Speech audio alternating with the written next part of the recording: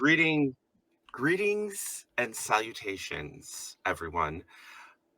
I am your Lightkeeper, Okami, once again with my table, the circle of Hither and Yon. We have waited with anticipation all week long. It is our final chapter. And with that, we're going to start this episode off in media res.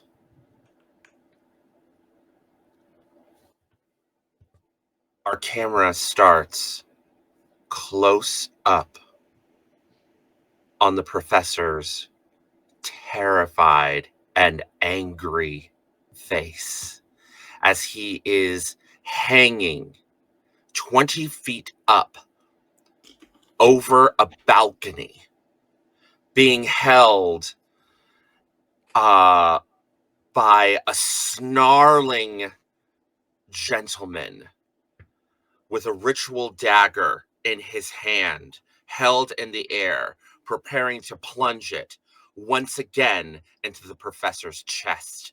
The professor is bleeding profusely, all from the front, from a stab wound that he has already sustained. You are in the presence, the hideaway. What was the name? Remind me. What was the name of the headquarters that you were all going to? Oh, it was the We were headed to the winery, the wine bar. winery. Yes. Yeah, You're what in was the the name? Sangre Satin. That's true. Yeah. That's it. Yeah. You are in the Sangre Satin. And you are face to face with Gareth Glover, an investment banker and member of the Obsidian Plutarchs. The camera whips around. Oh, take two body. As you've already okay. been horribly stabbed. Shit! The camera whips Coming around in hot. into the building, away from the balcony. And inside of this building, there's an overturned antique table that has been, crashed in the end. And behind it, hiding, you see Kalki, who is catching her breath, covered in sweat, hiding behind this table with her Qatar glowing with fire, with just like deep heaving breaths as you retch out some black fluid that spatters onto the ground and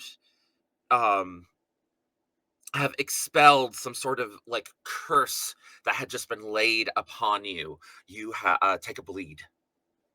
And then next to you on the other side, reloading his weapon, is our lieutenant, is Griffith. Just absolutely, for a moment, completely in his element, as he's getting ready to like pop back up and open fire. The trajectory of your shot, the camera zooms across to your target. Your target being a woman in a corset, over jacket, bustle, long skirts, kind of like a little out of fashion, actually, but still like really expensive, well made, holding up what looks to be some sort of like alchemical symbol. And her left hand is glowing, is like skeletal and glowing with like bluish flame. As a counterpoint to the bluish flame, when I do charge the gun, because electricity arcs out of it and around the weapon as it becomes fully charged. So we're gonna match each other here if we have to. Yeah. Ooh. And take a body, as you've already like been in a tussle so far. He'll just wipe some blood. Oh, this is so hot. The camera moves over to a figure on the floor, Agatha, as you are laying on the ground, screaming from some, and the eye creature is like pulled out and is shouting in agony, as it's stretching towards another gentleman in a linen, like weather appropriate linen shirt, pressed, rolled up like khaki pants, and he has like a stone in his hand, like a piece of quartz, that is glowing, that the creature is pulling itself towards, almost like he's like controlling it. And then in his other hand he has like a pistol, like a almost like a hand cannon, that he has at the ready, as he's like chanting these incantations in the tongue of Old Fair. And that is How many marks do I take for that? You take 1 bleed. Oh, I'm at 3 now. You're at 3, okay. And this is where you all start. Oh my god, where am I? Serena. Sienna. Sienna, not Serena, Sienna. Sorry, I'm so nervous. Sienna. Okay. The camera slowly continues to move out of this room through an open doorway in the hallway, where Sienna, you are behind Atticus, who is standing heroically with a pistol in his hand, and he is protecting you. And and you are kind of behind him, and as a take a 2 brain, as you as a bullet ricochets off the side of the wall, barely missing you, and grazing Atticus's shoulder, and just the sight of that just absolutely shocking you, as the bullet continues behind you and goes through the shoulder of like one of the staff that was just in the hallway, and the blood spatters on the wall, and this poor innocent bystander just sort of like slams into the wall and like is falling to the ground, and it's all happening like in slow motion. Your wordless scream beginning and echoing as this person's life starts leaving their eyes. The trail of the bullet follows Sienna's terrified gaze over to a familiar sight. A person most dreaded by Agatha, our insidious member of the Red Hand, Oscar Wright. Standing there, poised, his well-coiffed midnight black hair with a blood red streak in it, standing there poised, his ivory-handled pistol with all kinds of strange alchemical symbols painted and carved into the barrel stands at ready as he stands there in a lovely, fresh-pressed suit of soft wine red and ash gray, a silk tie undone at his throat. And with that, I will move over to Kalki. The camera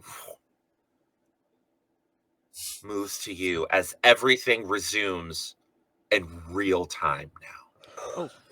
Before you pull the camera, can I pull my hand weapon out and slide it across the floor to Agatha? Like, I guess we're going to war again, my dear. Not yet. Okay. What we're going to do is, who has something they want to do once time resumes? Raise your hand. 1, 2, 3, 4, 5. Okay, this is what we're going to do. Technically, all these things are going to happen all at once. Oh my god. But what we're going to do is we are going to go to Kalki first, and then we're just going to do popcorn initiative like we did before. We're just going to keep passing it on to everybody until, and you guys can keep passing it, by the way. If you need more time to think or be like, no, let Whitney, and then just keep passing it until we've all gone, and then I will have the bad guys go. Amazing. Okay, Kalki, we start with you. So the situation is we're in a room, or is this outside? What's happening? You are inside of a room in the sangre, in the satin sangre. It is on the second story. You are 20 feet up. You're in a large, nice, almost like a sitting room where people would sit and drink wine and relax. There's a big French doors that leads out to a wrought iron balcony which looks over the city. There's one, the other exit out of this room is a door that leads directly into a hallway that leads to other rooms like this. That is where Sienna and Atticus and Oscar are. Does that help clarify? You have 100% cover right now. You are behind a big oak table.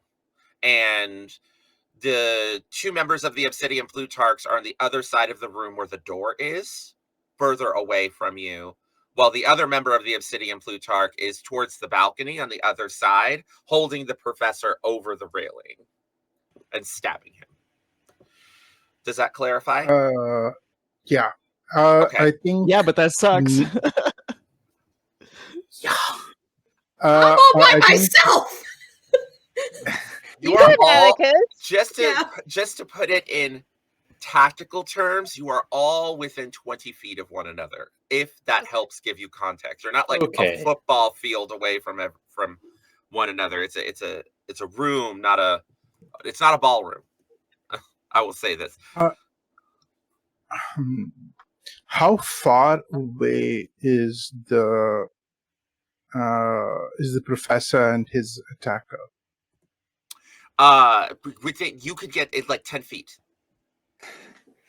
10 feet.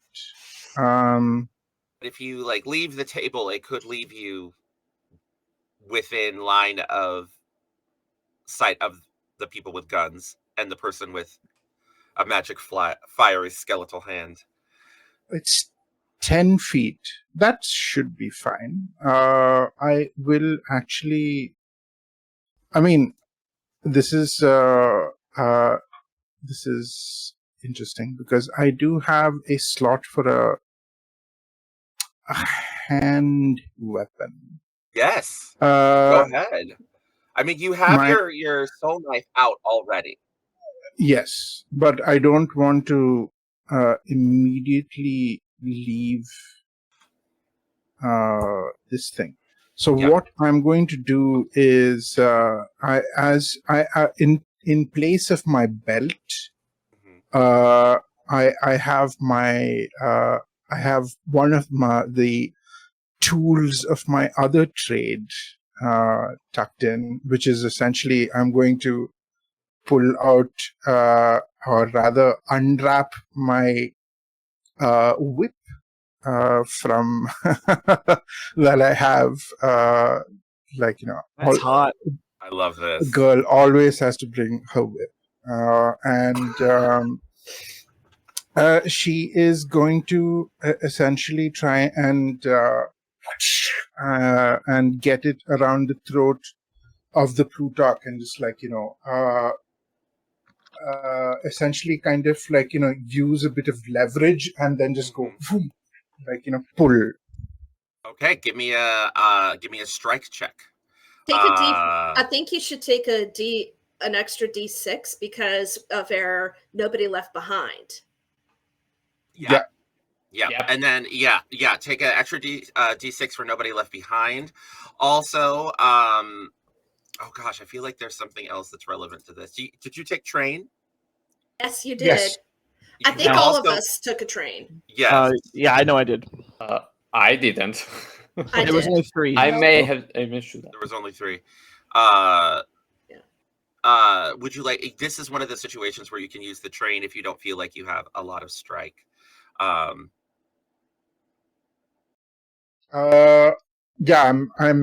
because this would have been at. I don't have any marks in strike. Do you have control? I do have control. Use control because you're trying to like pull them and hit them in just the right. Okay. That was because if it was a strike, it would have been a disadvantage. No. Don't worry about it. Oh, okay. You did it with control. It is a gilded 6. It's not a 6. It's a 6. Sorry, it's a complete. It's a 6. Okay. Yeah.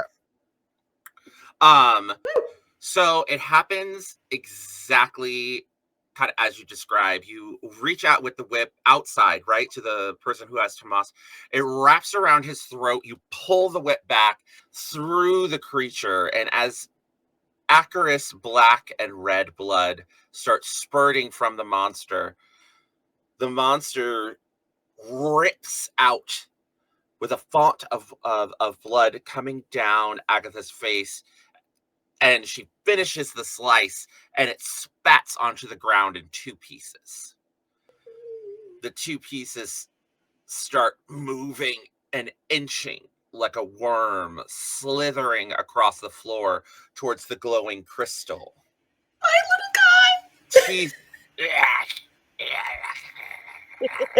This is like small, like white, pristine fangs as it's just inching closer and closer to the crystal. And Agatha, you are in agony. Take 1 bleed 1 bleed. and 2 body. And that had given me a scar. Okay. You are out. Agatha screams and falls silent into the ground. Her breathing ragged and gurgling. Agatha, where do you want to move the camera to? Harry. Harry, you have your electrified shotgun. Instead of sliding my gun to Agatha, because I would have known she fights with knives, and she has done something. I looked at her though, and this has happened. So I'm definitely. Has she? What capacity is Agatha in right now? Is she doubled over? She's doubled over and out. She's got Okay. ragged breathing that you can hear, so you're pretty sure she's still alive, but she's not moving. Mechanically, other than her breath. Mechanically, do we have tools to revive a downed player in the scene, or we have to wait? Typically You have tools. You have tools. We do have a circle first aid kit. Okay, Yeah. great. I'm going to, instead of slide the gun to her, I'm going to toss it to Professor Enrique. If he's within 10 feet, I'd like to, Yes. like, Professor! And I'll lean up over the top and throw, like underhand. Yeah, no need to roll for that. Throws it. And then I will, while that's happening, to Enrique distract them. catches the gun with his other hand. Oh, this is awesome. And while that's happening and it's distracting, I throw it and then I dart out of the cover to Agatha's cover because she was not with me. Was she? No. Yeah, I will But run. she was out in the open, wasn't she? I thought Agatha was like out in the middle. Yeah. No, Agatha's Okay. out in the open, in the middle of the room. Then I will, I guess, have to do a move probably to get her and myself into cover again. Yes, This is a no one left. This is a no one left Yeah. behind roll. So yeah, an Yes, extra die. absolutely. There's an overturned chair that you could pull Agatha, but both of you behind. Please give me a move roll. This Okay. is high stakes though, because you're going to be right in the line of fire of Asking two for people with ranged attacks. asking for a friend. How many drives can you spend at once? You can spend as many of them as you Yeah, want. as many as you want. Because I normally have no ranks and move. So Oh. we're at 1 die with the bonus die that I get. So I'm just at a regular roll now. Yeah, I'm are. gonna spend 2 of my nerve to get that to 3. Mhm. Oh shit. Harry was behind cover with Kalki, right? Yes. So as Harry darts out, Kalki is just going to give him like a solid little spank to give him a little more momentum in his direction. And I will add a drive to that. Yep. All right, that's a 4th die. Plus. Yeah, he doesn't even register it. It's all like there's in his mind right now, in his ears, there's just the sound of battlefield. He hears gunfire that's not really happening, so he's moving and he's gonna scoop her up. It's very solid though. So I spent Okay. 2 drives. For a man Hell his yeah. age, yeah, it's Hell very, yeah. it's quite firm. And I'm making a high stakes roll. It's high I stakes. know. Yeah, these people are trained, dangerous occultists. Okay, Like they're not. I'm gonna use my detective ability called Back Against the Wall. Okay. When I'm making a high stakes roll, I may take a brain mark to make any nerve I spend worth +2 instead of +1. So those 4 dice become 6 What? dice. Also, remember, we're in this together. So if you roll a 3 or below, you guys will get your drives back of your choice. Great, because I need them. Oh, you get 1 though. You don't get refunded what you spent. Yeah. But you get 1 drive back of your choice. So I will take a brain mark. And I have 6 dice roll. as you do that, those gunshots get louder. Suddenly, it goes from being just sort of that to you can, when you take the brain, you can just hear it. The color of the room starts turning that same dusky red that would overlay all of the battlefield. Make your roll. And I think Harry feels like he's seen this before. He's done this before. This feels like a memory. It feels like he's there. It feels like it's happened, but it's happening. And so there's a moment of like, well, what did you do then?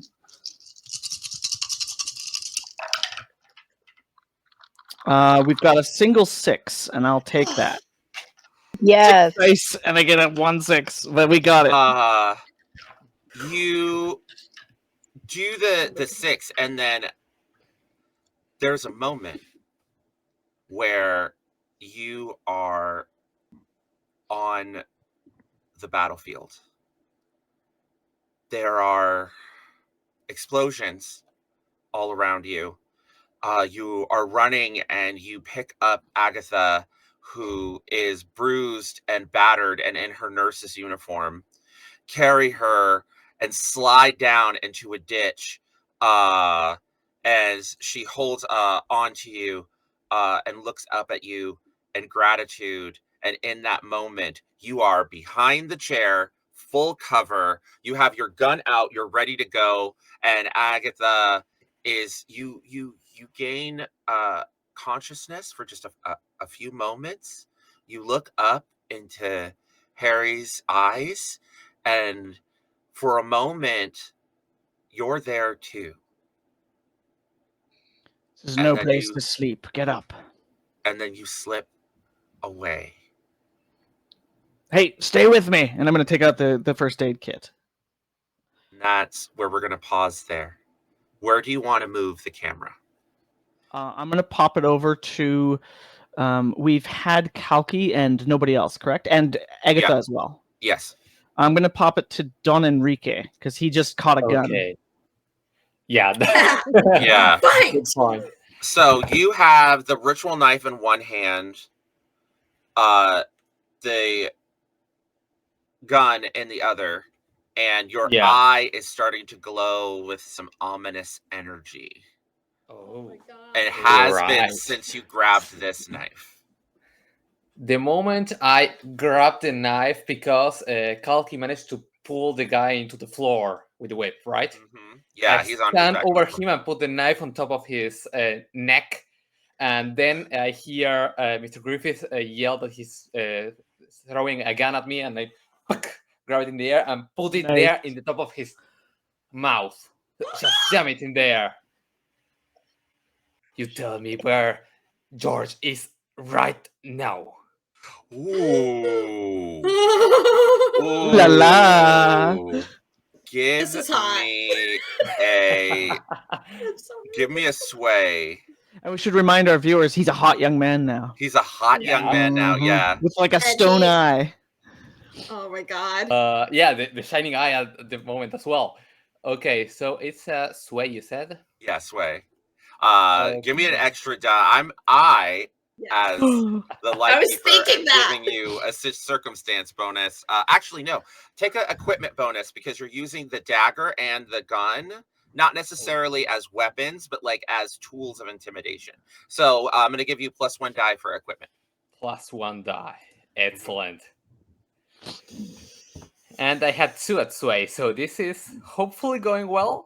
How Let's many see. do you wind up with, just like dice-wise? Total of 3. 3 at the moment. Let's make it 4. I'll add you a cunning drive. Okay. In that I'm And like, then- don't waste time taking prisoners. I just yell that out. Remember, we're in this to get the in this together feature is still at play. Yep. All right. So I am not using all in this together, right? Or am I using it? In If this you- together, yeah, basically mechanically for our audience, in this together is their circle trait. When you spend a drive to help an ally on a roll, on a result of 3 or less, you both earn back 1 drive point of your choice. Yeah, you get drives every time you fail as a team. Let's not Okay, fail, so- though. No, Let's it's not not fail. failed. It's not Don't. failed. It's a 6. We gotta get a few wins. We started off on the back foot. Let's take it back. Yep. Yeah, it's a 6. Let's and reclaim our 5 power. or 2. You got it. So I'm All right. shoving the gun in there and the knife's at his throat. And I don't know how he's going to speak. Yeah, but- Pantsless Tables in the stream says, how is he gonna tell with a gun in his mouth? He like looks up, looks you up in the eye, and then very carefully removes the gun. He nods at you. Do you remove the gun? I partly removed the gun. Still aimed at his face. Yes.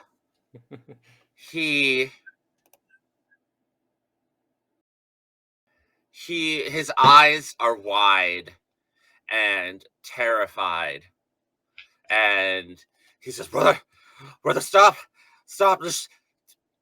let's just tell them what George is. And that is, where do you want to move the camera to now? I want to know what Sienna is up to at the moment. Ah! Sienna left, right? All right. Yeah, because I'm by myself without Give it. him a little of that Scarlet Witch. Yeah. All right, Sienna, what's going on? Okay, so this Oscar Wright guy just shot at us, and he killed a bartender. Is that what I'm? He is in the midst of killing like someone who was just there as An innocent. staff. It was just there as staff. They were there to bring, like, you notice that there's like a waiter, like a tray, like they were going to bring you wine to like one of the rooms, and it was me and Atticus in there at the time. Yes, you were in the hallway. We were just chilling, minding our own business. No. Okay. No. Okay. What you know is what you know. You know you're in the hallway. You know you're with Atticus. An innocent person got shot. You know that Oscar Wright is on the run, a member of the Red Hand, and is kind of got the drop on you. And he's got an alchemical gun. Yes, he does. Yep. So that's pulsating with bleed, isn't it? It's got some bleed radiating from it, yes. Okay, here's what I'm going to do. I am going to, and this is because of the stress, I think Sienna, in the stress of seeing an innocent person get shot in front of her and seeing Atticus also in danger, and Atticus has become a good friend, I am going to, I don't fight, but I'm going to run to the gun, clamp my hand on it, and I am going to suck it all in. Oh, shit. High stakes. Because, yeah. Focus. No, channel. Wait, hold on. I'm channeling. Sense. This is sense. Yes, this sense. is going to be, and I am going to basically do what I can to render this gun useless.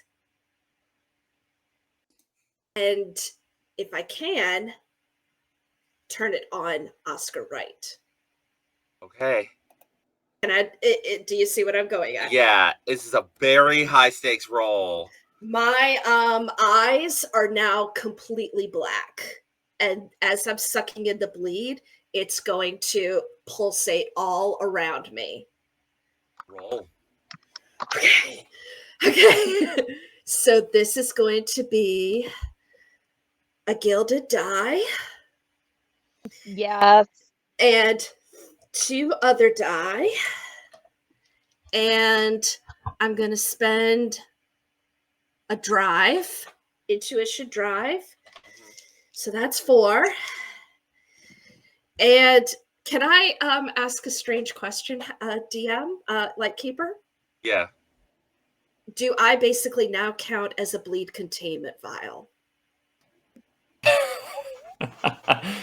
That's a weird question. No. That's a concept. No. That's a Damn concept. it. Okay. I'm going to go with no. Okay. Creative, though.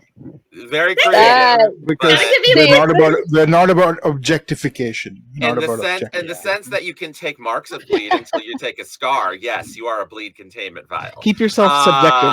Yeah, but not. If this were D&D, I would be giving you inspiration for that. It's a good one. Okay, so I got 4 dice. Roll. Oh God, please! Now your bleed containment. Well, never mind. 6 on the gilded and a we double can't 6. see, but it's double 6. Double 6 including on the crits. Okay. Okay. You reach out. Second crit this session. And 4th bleed. Fourth scar. 4th scar for Agatha. We missed it. You grab 5th. the I don't know weapon anymore. in this moment. And all of a sudden, the weapon starts to glow, and your eyes start to glow, and then the gun starts to get very hot, and then very cold in your hands. And he's shaking, and he's like, "No, what are you?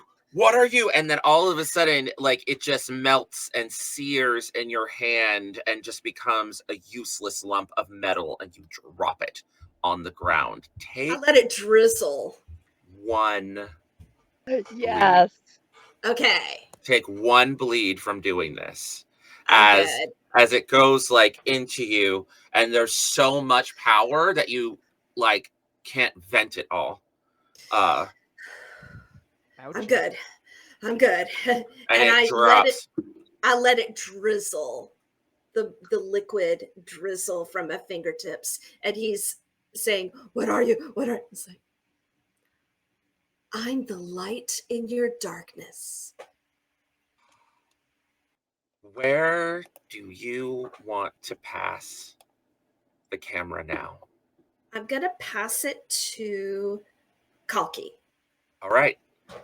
We are back to Kalki, which means everyone's gone. Yeah. It's the Obsidian Plutarch's turn now. No. At this point, the woman with the clawing hand shrieks out in anger, and you see her hand like flare up and burst, and she flings the skeletal hand, and the fire leaves it and goes shrieking towards Don Enrique. I need you to give me a move check. Oh my god. Oh. Enrique, pull that guy up between you and it. Meat shield! Meat shield! Me. I could do a mid shield. We're better than that, though. Are we? Are we? Yeah, we've seen some things on a battlefield. I don't know who's better than what. Okay, that's This is a how I move you think. said. Just move. Just move, yes. Okay, that's just one die. Let's see what goes with this. I'm gonna give you a drive. Because if I may kind of piggyback off my critical 6 for senses. Okay, what do you want to do? I am going to, as I've kind of melted this gun, I kind of see like a flicker in Oscar Wright's eye where I see this fireball thing coming. And so I scream out to Enrique, Enrique! Okay. Yes? If that's allowed, I'll add one die there to it. All right. Okay. Let's see how it goes. How many does that And take you to? that's a 5 and a 6. Oh, okay. Yes! I'm immediately going to grab the person in the ground, raise it a bit to cover behind him. I picture you'd already pulled him up a little bit to threaten him, and then you're like, "Huh!" Yeah. So Meat shield! Meat shield! Meat Meat shield! shield, meat shield. so you got a 6, right? 5 and a 6, yeah. Okay, so you hold you pull him up. He gets blasted with this fiery energy. He screams out angrily for a moment, and then there's a whoop, and it all like gets pulled into like this gem around his neck, and then he just spits out, "You dumb cow." And then the gem like goes dead, and then her head explodes with the same like blue flame that got thrown at him. And she's just like screaming and fallen into her knees. Oh, damn. That's a win. Stops, turns around, looks at you, and Professor, I need you to make another move check as he is up. Always move. He's up on the ground. He's turning around, like his head is bleeding. He's turned around. He's looking at you. Actually, no, not move. I need you to make a. I need you to make a strike check as he holds up his hand, and you see this alchemical symbol appearing, and the knife is shaking and this powerful supernatural force is tugging at it in his hand. Regular stakes, not high stakes. Regular stakes. Just the 1 die again. Yep. And For let's strike? go. Let's see how it goes. No, Strike, no. yeah. Not for strike, yeah. Yeah, for strike. I have the same in strike and move. How many used to dice have you nothing rolling? in strike until the scar. Yeah. I'm gonna give you a drive. How do you intend to do that? I think that the conversation we had, he's trying to harm you, and this is an opposed strike, or I'm trying to No. understand what's. So here's the thing. Strike is all about strength. There is a force that is moving the dagger out of Don Enrique's hand. Oh, okay. I Is a see. telekinetic force is pulling the dagger, and the only way to hold on to the dagger is to make a strike roll to maintain it, or he's going to lose it. He's getting Yeah. disarmed. Keep the grip. That is what's actually happening. Got it. Okay. Okay. I Gotcha. think maybe the drive is a conversation that we had about your new youthful visage and vigor, and Yeah, we have a moment where we're back on the trolley again, Okay. And Harry's two like- of you are in the Flashback. compartment. Flashback, yeah. Okay. yeah, and Harry's like, just how what has this done to you? Is this a full body thing, young man in flesh now? You're full of strength and vigor, ready to put some fists to chins, or what are we dealing with here? I just guess it's my usual real self, let's say. You might not believe in all this magic. Like a bit of a mask But- coming off, I would say. There is no mask here. This is my real self. As is my eye shining? A little bit, yeah. Okay, so that's this.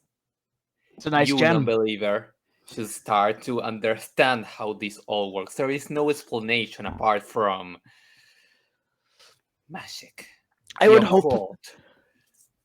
that your newfound youth, however you found it, gives you the strength you'll need to get through this. And then you could and you're trying to fight this knife. You hear that, and then the knife is like pulling out. So make your roll. You have an extra die. Okay. Remembering Come your on, friend's dude. advice. I'm never going to convince him. It's a 5. Okay. 5. That's Okay. good. I got a 1. So you're holding on to it, and you grip onto it, maintain it, pull it back, but then you feel a jolt of coldness hit you.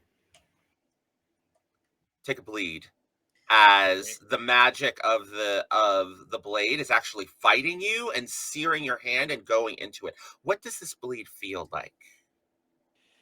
I feel part of my memories of how I delved into the occult and all the magic from Old Fair and the original magic in here. When I used to research this, all of my body started to feel as if my life essence was pulled apart from me.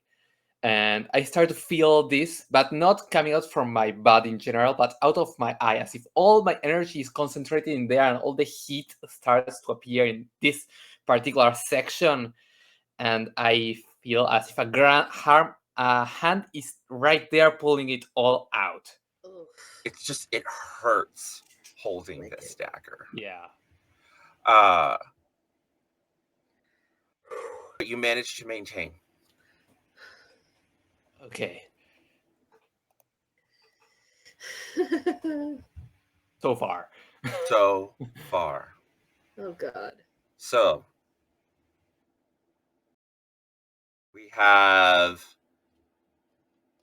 Obsidian Plutarch number 1. We have Sarah, whose head has exploded. Okay.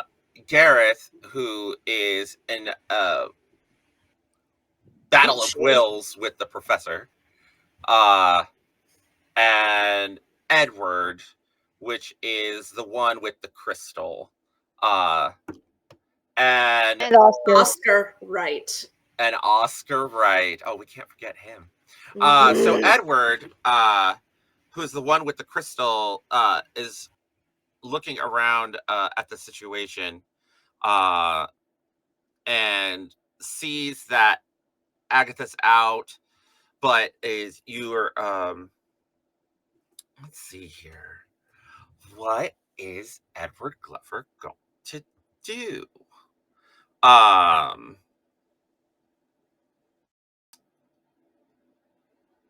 It's at this point that Edward, oh, this is the one that had another gun in his hand, right? He takes this like the weapon that he had, and levels it at, let's see, Harry, you're behind cover. Agatha, you're behind cover. The professor is not behind cover. Nope.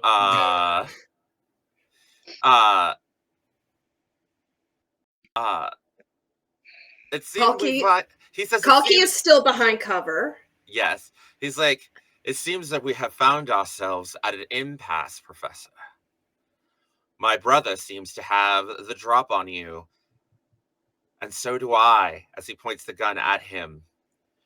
So I suggest that you all disarm yourselves, lest you wish to join the same fate as your beloved professor. And he opens fire straight at you, Professor. Give me a move roll. We saw this coming.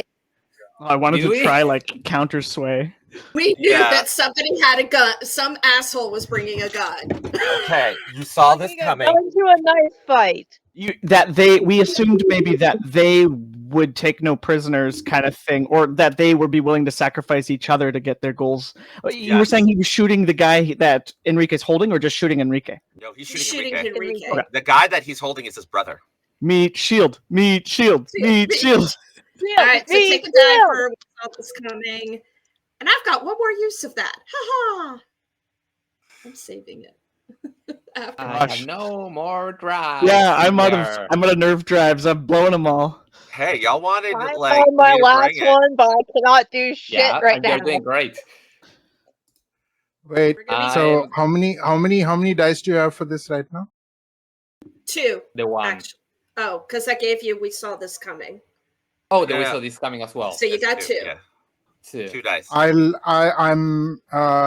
just going to see this, and I'm just going to call out. I'm just going to try and as that kind of happens, I see that happen. Can I just kind of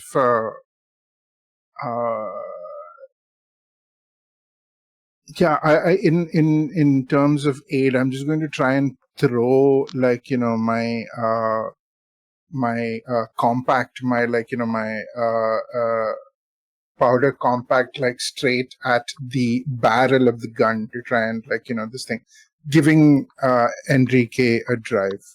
Okay, on it. That's good. That's good. Hey. Roll. Cool. I have 3 dice now. Rolling, and that's definitely 5, 5, 5. It's 3 5s. Nice. Good enough. What does that mean? Okay, what that means critically average is that he reaches out, critically mixed. He pulls the trigger. The bullet goes clear through your shoulder. Outside, take 1 body. Okay. And you just sort of stumble and end up away from his brother and behind cover. Thank God. And he smirks and is and it spins it and hucks it again, and I'm like, I have more where that came from, and levels the gun at you again. Outside, the camera moves, and we see Oscar Wright looking shocked. He pauses, holds up his hand, and then you see like a ring start to glow on it. Mm-hmm.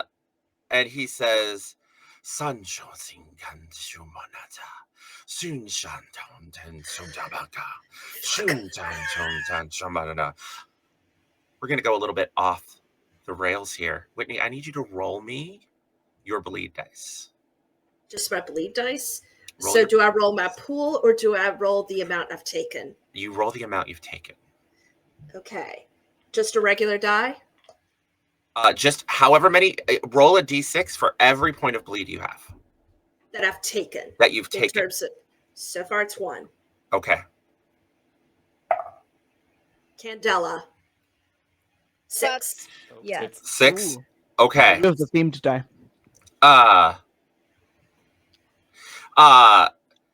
He's kind of whispering and chanting at you, and your whole body goes cold. You break into a cold sweat and exhale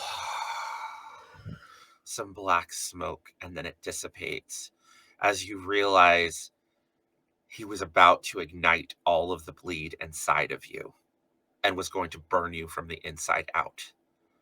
And you were barely able to push it away. As I'm breathing out the black smoke, I raise my fingers and I blow him a kiss.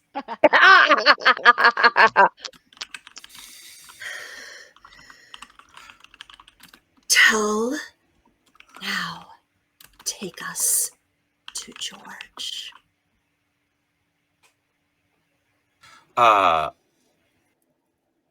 And it's at that point you hear a gunshot reverberate from behind you, and it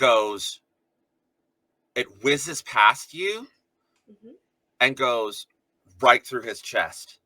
Yes! Atticus! And the blood just starts spreading into his chest. The life leaves his eyes, and he falls to the ground. I turn around, and You is see it Atticus? Atticus standing there, the smoking gun. I go over to Atticus I'm and I sorry. hold him to his... No, I'm sorry, no, Miss it's Valid. It's okay. It's okay. I couldn't let him Shh. hurt you. Thank you, Atticus. Let's go help the others. And then you both run into the room. Sienna, what do you want to do? We're going to start the circle off with you. Okay. When you and Atticus get into the room after shooting Oscar, what do you want to do? Okay, so I see, so just to make sure I am seeing everything clearly, I see a table pretty much turned upended, and I see Uncle Harry, Agatha, and Kalki at that table, correct? No. Oh, One table that's One split. table. There's a table and a large chair that have been tipped over. okay. Agatha, But there's... yeah. So Kalki is still behind the table. The professor is in the middle of the room. Agatha and Harry are behind a massive chair. You see a woman with a flaming skull and a flaming hand shrieking. And you see the gun trained on the professor, the crystal in one hand, the parasite on the ground. Am I getting everything? I feel like I'm getting everything. I think you've got it. Okay. Do I got everything? All right, cool. That is Okay. what's in the room. To And clarify, trail isn't blood leaves. What did you say? to clarify, isn't Flaming Skull Lady dead? Or does she just have a head on fire? You don't know. Oh God! All She's you still know standing. is that her, yes. Oh my I God! did not describe her collapsing on the ground. I described her head exploding in blue flames Okay, and her screaming. But that's a new one. She did not fall. I've been to war, That's but I new. haven't seen a head on fire. It's a little. If it wasn't so absolutely horrifying, it would be comedic. Mm. It is a Uh, little. And there's It's a Hellboy kind of vibe. also the trail of blood leading from the guy with the crystal to back towards Agatha. Yeah. Yep. And the parasite on the floor. I picture it and- leaving like a yeah. little black streak as it's crawling its Yeah, way towards this gem. yeah, Gross little it's- thing. it's I'm gonna like- step it's- on it. It's like a blood and a black oil slick heading towards. I'm picturing that thing from Spirited Away that that she had to step on, and then when she stepped on it, she was like, "Ooh!" Oh, Ooh, Yes! no. Oh, that was awesome. And a gun is being leveled at the professor. Always. Every gun in the room apparently is on him. Always My man's standing in the middle of the room like, "Shoot me!" shoot me. Okay. So I need something. Sienna, what are you doing? Oh God. I don't know if there's anything I can do. Oh my God. Except maybe. If you want to help me Actually, with Agatha, if you don't have anything, if you don't have an idea, popcorn the initiative to somebody else. I'm actually going to popcorn the initiative. I want to go to, as I said earlier, I want to go to Kalki. Kalki, I want to we're go back to to Kalki. you. Yeah. What are we doing?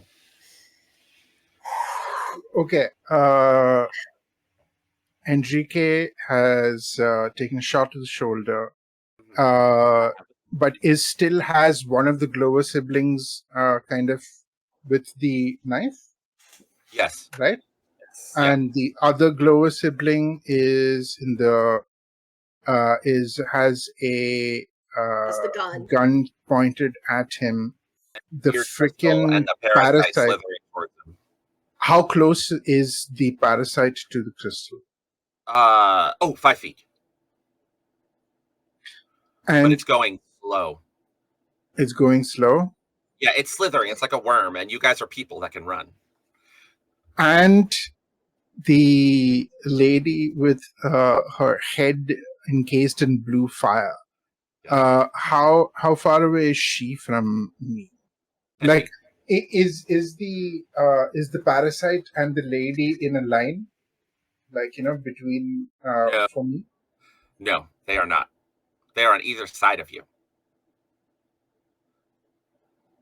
Can I jump in really, really quick? Can I jump in really quick? I know what I'm gonna run to help Harry with Agatha. Okay. So what would you like to do? I see the parasite, but it is crawling. Yes. What do I get from the lady in blue fire? Because I from what I recall, one of the Glover that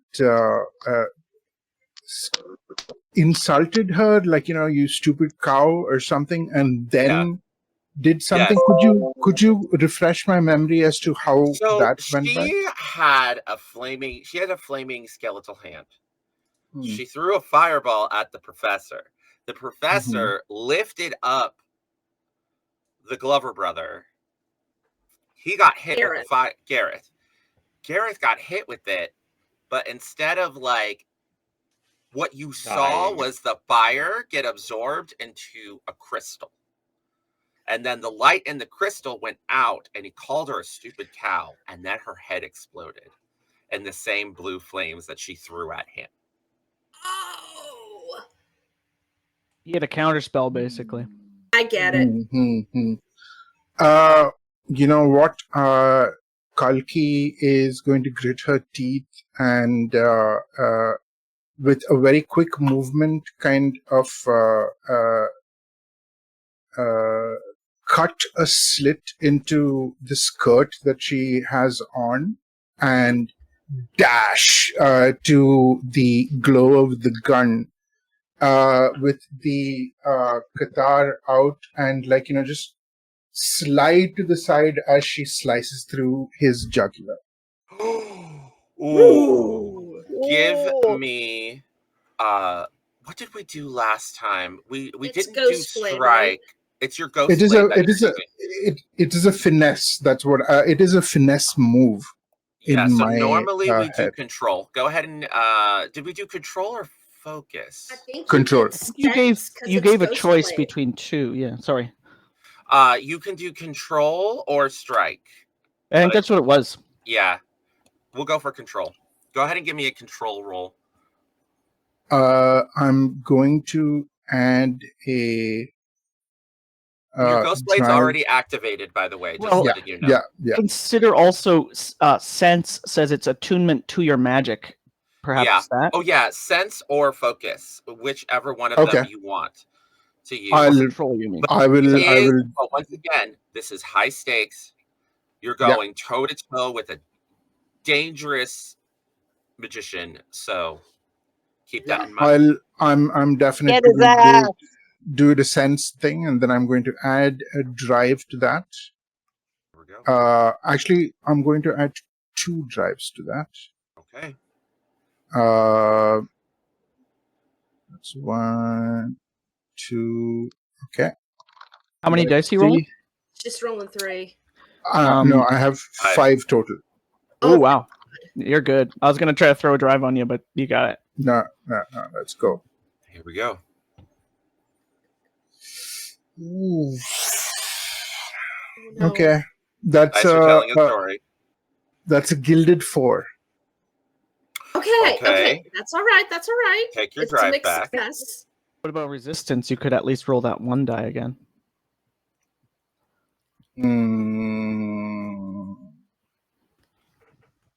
Yeah, I mean, can I do that? Well, okay. Why don't we go ahead? Do you want to do the resistance now to avoid the consequences? Or do you want to save it for later? I'll save it for later. Fuck it. Okay. This is still a success. It's a mixed success. It's a mixed success. So you spin around, you rear back with the ghost blade. You slice into the gun, like on the side of the weapon, or no, his throat. You go ahead, and you cut the blade like into his throat. But as you get close to him, you get into his space, and then he says, "Rashadu!" Boom, and a force knocks you back, causing the blood to like arc into the air, and you hit onto the ground. Take 1 body and 1 bleed as he deflects you. I have a counter because I have the circle of protection on me. Yes. From What last does that game. What does that look like? As he says that, she just like there's a smirk on her face, and a mandala of light flares in front of her, and she just like cuts through and ends up in a kind of twirl. The twirl like passing by the glower. And then she kind of like does a 3-point landing on the other side. Do you want to block the body or do you want to block the bleed? I will block the body because that is 5th scar, 6th scar. I don't know. I have a bleed scar. So you take the bleed and you land in a 3-point landing and then faint. And she just collapses onto the ground. Shit. Back, where would you like to pass off the initiative to? I think to Harry. Harry. All right, so I'm going to assume 2 of you are out. Sienna slides into the cover with me, and I'm going to say, I'm going to need you to take over here, and I'm going to come over the top with the electric Atticus, gun. help us. I'm getting Atticus to help me. And the way they describe heavy weapons is it just says soldier gear. Some people online have Yeah. speculated either it hits multiple targets or it's better. But it's however you want to go with it. I'm just going to Sweet. make an attack roll, and I'm hoping I could get it to arc because it's going to be a lightning bolt. It fires off, and I'm hoping if it's successful, it arcs to another enemy in the room. All right. So That your would be my goal is best to bet. take this Chain experimental lightning. electric gun, and you're trying to chain it as best as you can. Yeah. All right. This is a high stakes roll. You haven't used this tech in a while. Yeah. But How can So I I'm help? I'm a sharpshooter. Let's see what I can get for a dice pool first. Then anyone can help who's available. Okay. So when I make a Will- ranged attack, you Can get a I range attack. You get one equipment die. can I help with that Absolutely. Look, by just shouting an insult in La Lengua towards one of the enemies that Griffith is trying to shoot here? he Yeah, looks distract away. them. He looks Yeah. away at you, and it's like, "There's my guy." So it says when you make a range attack with a weapon, you may spend 1 nerve to steady your aim beforehand. okay. So I'm out of nerve. I can't. I got a nerve. I can give you a nerve. Does that work? If you get a nerve Okay. drive So I from will someone else, you can spend that if you would Okay, like. so I'll I'll give you- negate the extra, and I will add +2 to my next shot. So it kind of winds up being the same difference, I think. And then Because I'm helping by taking the focus off of Agatha, your worry about Agatha. So I'm giving, in a way, I'm kind of giving that focus. Yeah, to you. your mind becomes clear now that Sienna's here, and that gives you an additional die because you don't have to worry about protecting Agatha anymore. in a sense, it also becomes too clear in that there's a memory of using this lightning weapon many times before, and the effect it has is not lovely to look at. And I use back against the wall is the high stakes roll, I'm assuming. Yes. So I take another brain mark, and I'm not 3 brain marks. Ooh. And I increase the nerve that she gave me adds another die because it normally says the 1 becomes 2. So in this case, I wind up with an extra die out of this. Beautiful. I've got to add my control, which is 2 dice. So I'm at 5 dice right now. And someone else wished to contribute because 5 dice is quite a lot. I don't think so. I think your cap is 6, I I did believe. say- I have a that was gilded 56. die though. One of them is a gilded die. One of It's them my is gilded gilded, ability. and So it's then- 4 regular and a gilded. I think you would just replace one with the gilded Yes, die. You that is don't. correct. Yeah. And then Professor, you were giving a nerve as well, so you should be maxed out at 6, which is the most dice that you can roll. Sorry, Yeah, okay. I'm using a nerve. Get Can it. it be a cunning? Yeah, you can use a cunning. Okay, great. Okay. Because I don't have any more nerves. No. Yeah, so Harry's starting to kind of get lost in this. Is the brain marks are high enough that he's this close to going unconscious. So it's starting to get a little like the sound becomes like there's a ringing in his ears, and it's just the focus is tunnel vision. Whoops, we popped out of the box with the 6. We'll re-roll it. It's out of the box. It doesn't count. Oh. Okay, so it didn't wind up being a 6. I have a 6. The gilded die is a 3. So we're going to go with the 6. I love drives, but I want to make this stick. Yes. So- You get one of your drives back anyway, or we all Oh. get the one Yeah, you do. in this together. Yep. So if the gilded is 3 or lower. Actually, we all do. All of us that got a that did give a drive, we all get a drive point back. Isn't it only if I select the 3, though? I selected the 6, which was not gilded. Oh, yeah. That's true. Remember It's that either name? success or drives back, and Correct. I'm kind of Okay. trying to feather the go for it. throttle a little. So make it to the you end. Fire We're good. on this creature. And like it lights up the room. It's Yeah. it's too bright. It's awful. It hits, and it's at this point that we go back to a distant time in the midst of the war. And then you finally see it. The creature. Or were they people? Was it easier to accept killing the enemy than killing something from somewhere else? And in his head echoes, "I do what I do for the Fairelands, Fairelands, Fairelands." And you are once again a young man on the battlefield, many decades ago, George at your side, a creature with multiple monstrous tentacles in the frozen cold north. You pull out an earlier version of the weapon you have now. It's clunkier, and you fire on it, and it arcs the electricity. And it hits the creature, and then another tentacle, and then another tentacle, and then another tentacle, and then it drops. And George's hand gets on your shoulder and says, "You did good. You did good. You saved us." And then you come back to. And the effect now is only that all of the hairs on my arms stand up, but the older experimental version of it actually sent like burns up, and it's been years of that burning and unburning, but it's not visible right now. But now the newer tech version of it is just the hair on your arm all stands up. Because it used to And arc back on the user as well, and we're past what that.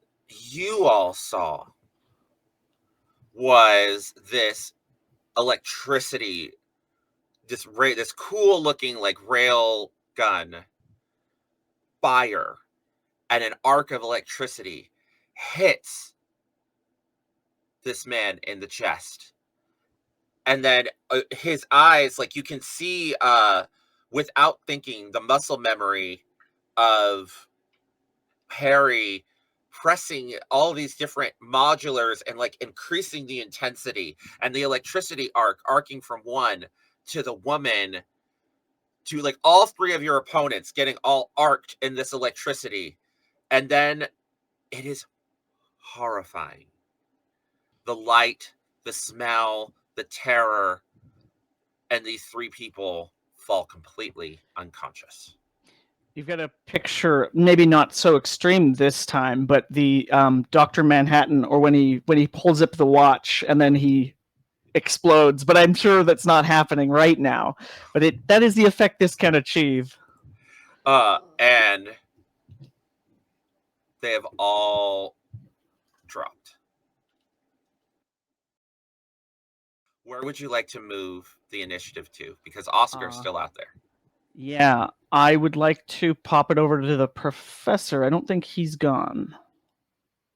And he's been getting shot a bunch, and I'd like him to do something. Do something. Yeah. I'm going to shoot myself. All right. Gareth, Edward, and Sarah are knocked out.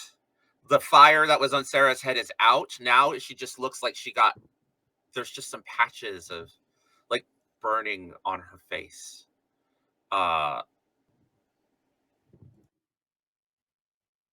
But still alive? Question mark. No, they're all out. They're down. Yeah. Okay, good to They're know. all out. Like Yeah, and Oscar took a bullet to the chest. yes, and Oscar is dead. And Harry had more or less wheeled up, and he was in like a kneeling position over top of the cover and fired, and then he kind of falls back and is like, and then you can cut away. Okay. I am going to run towards Lockey is still undercover, right? Yes. Okay, but you were sort of fine. No. I don't think you were undercover. I think Kalki was one of the. No, but she's out. She's down with she's a out. scar. She got a scar. I'm She's going down. to run over there and start to put her with the chest to the air and start to sort of see what I can do to help. Now that I'm seeing her, how do I see Kalki at this moment? Kalki is untouched. There doesn't appear to be any bruising or anything. She's just completely knocked out, covered in a sheen of sweat, and the tattoos on the side of her face are getting bigger and pulsating. Do I get the also feeling say this is that a mark of bleed? Her eyes are just going like, the eyeballs are under the eyelids are just Like REM Going sleep. wild. Yeah. Okay.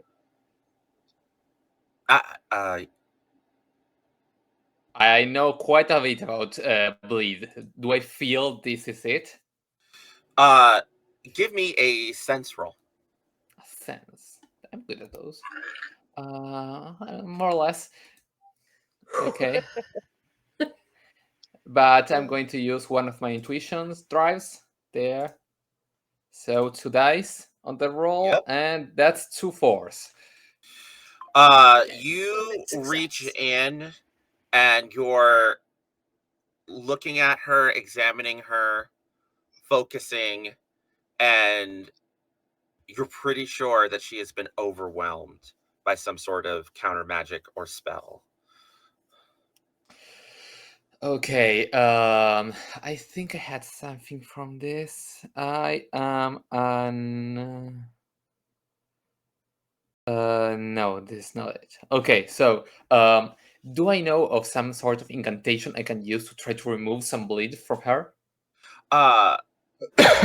You begin the incantation, and her eyes start to flutter open. Agatha, also, you as well. You both start to stir. Start chanting La Lengua there, and yeah, part of that.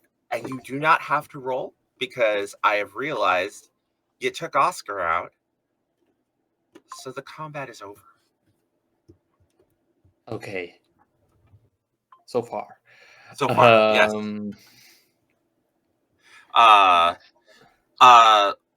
Lourdes comes to the door with 2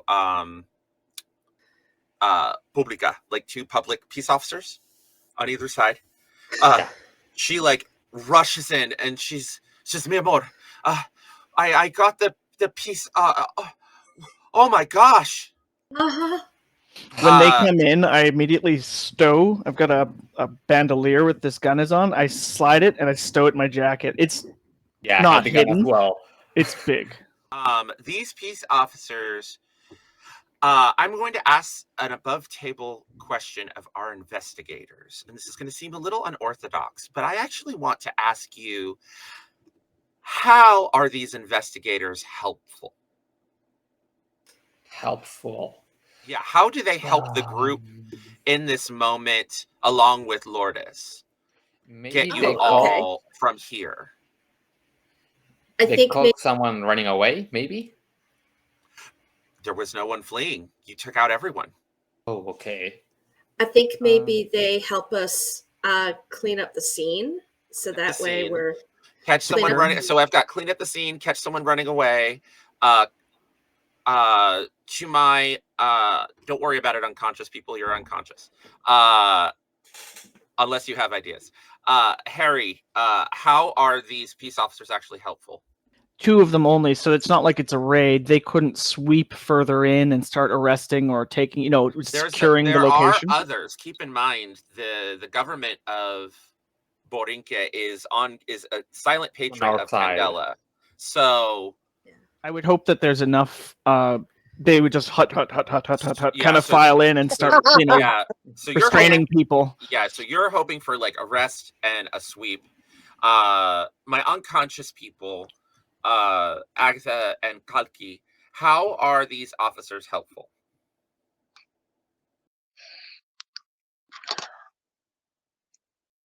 Atticus has one of them get supplies and act as a second set of hands to help stem the bleeding on Agatha's face. Okay.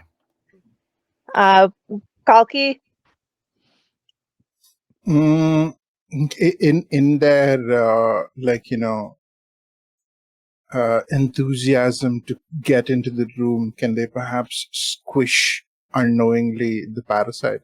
Yes. Just the boots. The scene is low, and it's boots, and then squish. It's trying to get around. And then these peace officers sweep in. The parasite is crushed underneath. Gem gets kicked. One of them. The gem is kicked aside. The room is filled with aid, and all of you are kind of swept away out of this horrible place. Can I pick up the gem? Yes. I get the gem. Your equipment. But arcane gem. What is it? custom equipment, arcane gem. Got it. And so you all are whew. Lourdes is like, my goodness, everyone come. And you're all kind of like swept out of the room, away from the Sangre Satin, into like a really nice car, like bleeded, battered, and being driven to the trolley station to get back where? As you are all in the car, finally awake and gathering yourselves together. I think the first thing that people would notice is when Kalki wakes up, is she kind of shakes her head, and all of the tattoos have kind of gone back. It's just the eyeliner, but when her right eye opens up, the whites have turned completely black, and the iris is now no longer a gentle honey gold. It is now a swirling purple maelstrom that is her iris.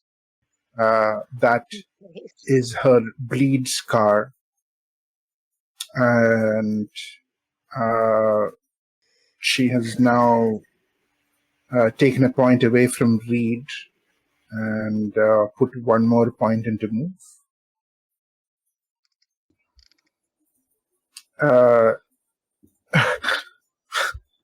I go over and I gently take her hand.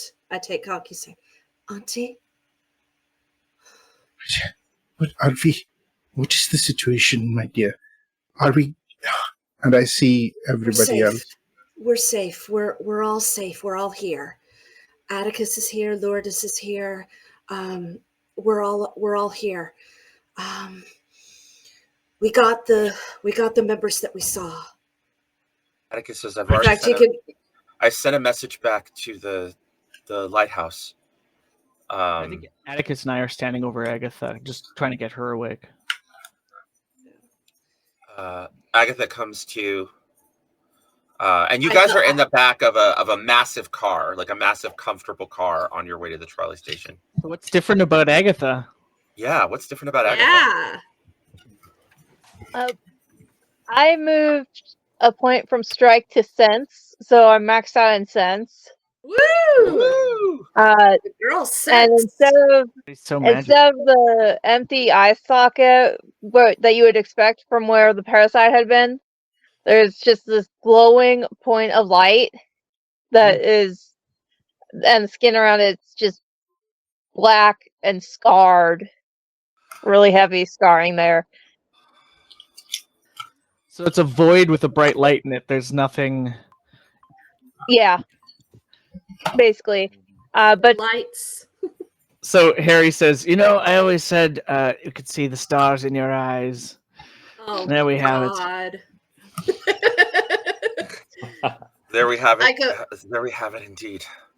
I go over to. Good to have you back, my dear. Everybody okay? I heard her voice. It's okay that we could be. That bastard Oscar's dead. Yeah. Thanks to you. I go over and I hug Atticus. Thank you. He gives you like oh my, I don't know if this is proper, but thank you. I'll clap a hand on his shoulder. Rude. Well done. Agatha just kind of chuckles quietly. It seems our young Miss Ballard has gained another honorary uncle.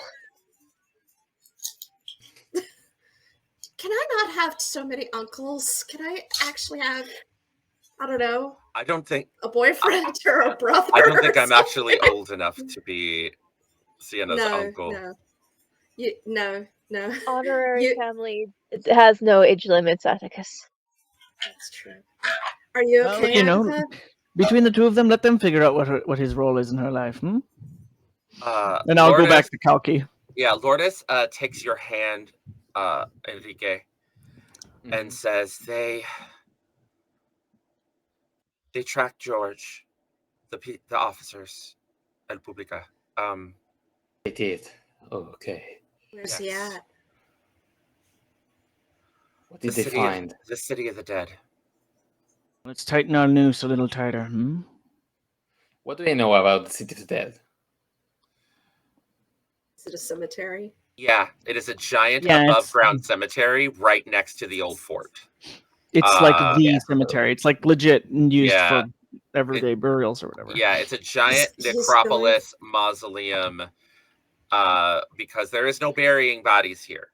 You either cremate them in like a, like in an indigenous ceremony, or you put them in above ground mausoleums, which was not a practice. That was a practice brought from Old Fair. Yeah. He's looking to summon the Lord of the Dead, so that's a very appropriate place. Lourdes says, yes, that place was chosen because it was hallowed ground for the Taino people who lived here, but the Ascendancy felt it would be an appropriate place. That's only appropriate we send it into his tomb. Yes, as befitting his theft of culture and of the ways others live. Yes, of course he would think it's the perfect spot. I think it's perfect. Damn bastard. The defiler continues his ways.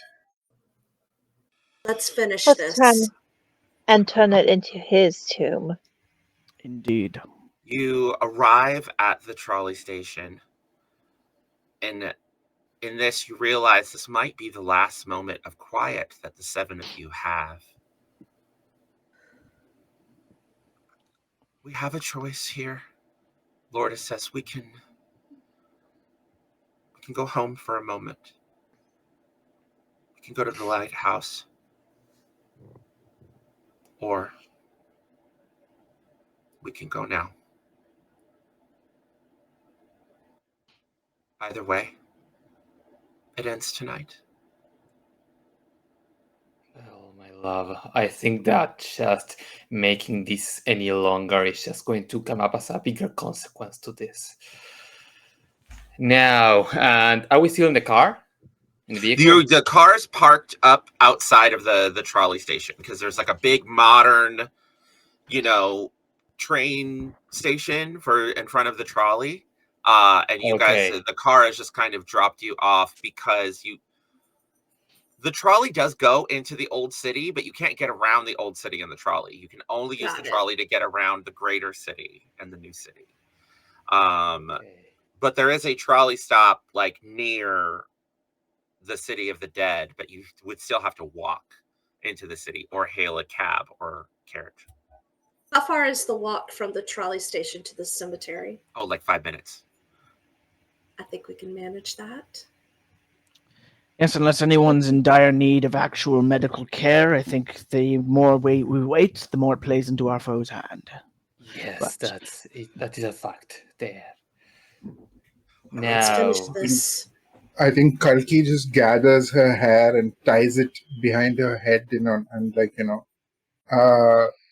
cracks her neck and turns to Agatha and Aggie, as we seem to have, as old friends, I seem to have resonated more with you in accruing a certain extra quality to my own eye. But yours is to the left and I am to the right. Perhaps you can give me suggestions as to an eye patch. You seem to have very good style in that regard. I might need one of those as well. I think I can. Joining Candela, do things happen to your eyes after a certain point? Oh, no. Not all of us. Not all of us. Is that something the bleed looks for? I look over at Atticus and say, scars are different for all of us. We just happen to see a lot, right, ladies? That's certainly one way to put it, yes. Lourdes And nods Atticus- from behind her veil. Yes. And Atticus, nobody ever, no matter what we do, nobody leaves this untouched. But we do, regardless of whether you're Candela or not, we always do what's right. And I hold up the gem, and maybe we might have a little bit of leverage on our side. He looks at the gem curiously. You're quite an incredible personage. Personage? Is that the fancy word you taught me, Agatha? You're very incredible. I don't know if anyone's ever told you that. Thanks. No, not really. He takes your hand and says, let's get through this alive. Buy you a nice dinner. Promise? You're on. I do sidle up to Agatha. I squeeze his hand. Your Then I go over to... Your brother is not as polished in the charisma as you are, Aki. I'm also gonna. I lean my head on I Uncle will- Harry. Yeah, lean your head on Uncle Harry as you guys make your way onto He's just smiling. the trolley. He has his charm. Holy crap. Lourdes puts her arm in your arm. You all kind of file into the trolley. And as the bell goes off and the trolley starts to move, you hear the conductor say, 3 stops, Ciudad del Muertos, City of the Dead. I'm gonna double check in with Agatha. Are you feeling okay? Are you going to be all right, my dear? We're going back in. You haven't had much time to sit even.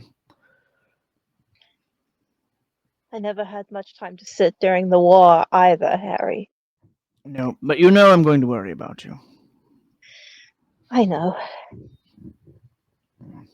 I know. Oh. And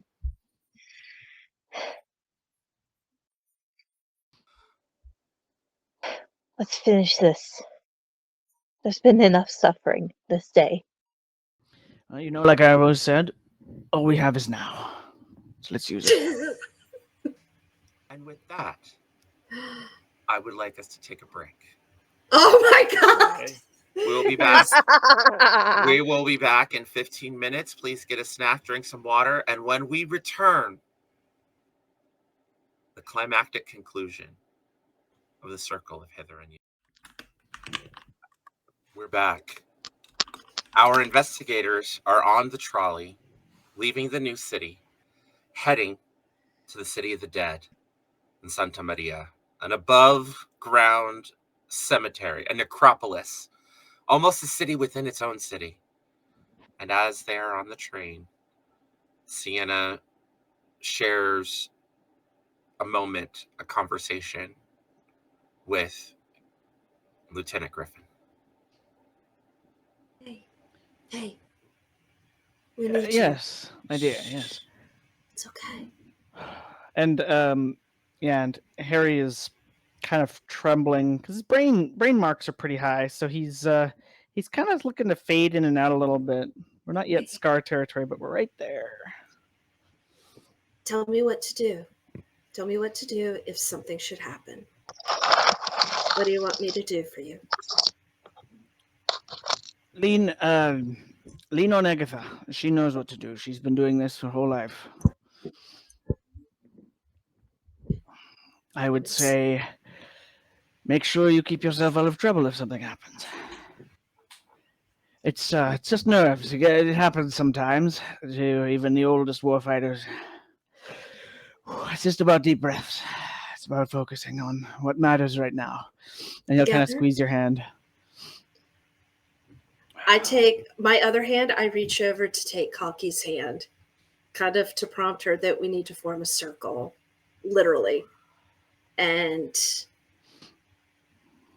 Kalki, Auntie, air breathing. Together, one breath, one heart. Yes? That is always the way, my dear. So let's all do it now. I'll grab Kaki's hand on the other side as well. Lourdes takes your hand, and then she takes Mhm. Atticus's, and Atticus takes Agatha's. And Agatha will close the loop. Okay.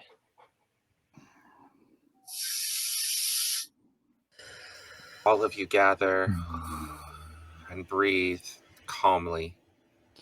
Your heartbeats becoming one. And for a pregnant moment, you then hear Ciudad del Muerto, City of the Dead. 5 minutes at this stop.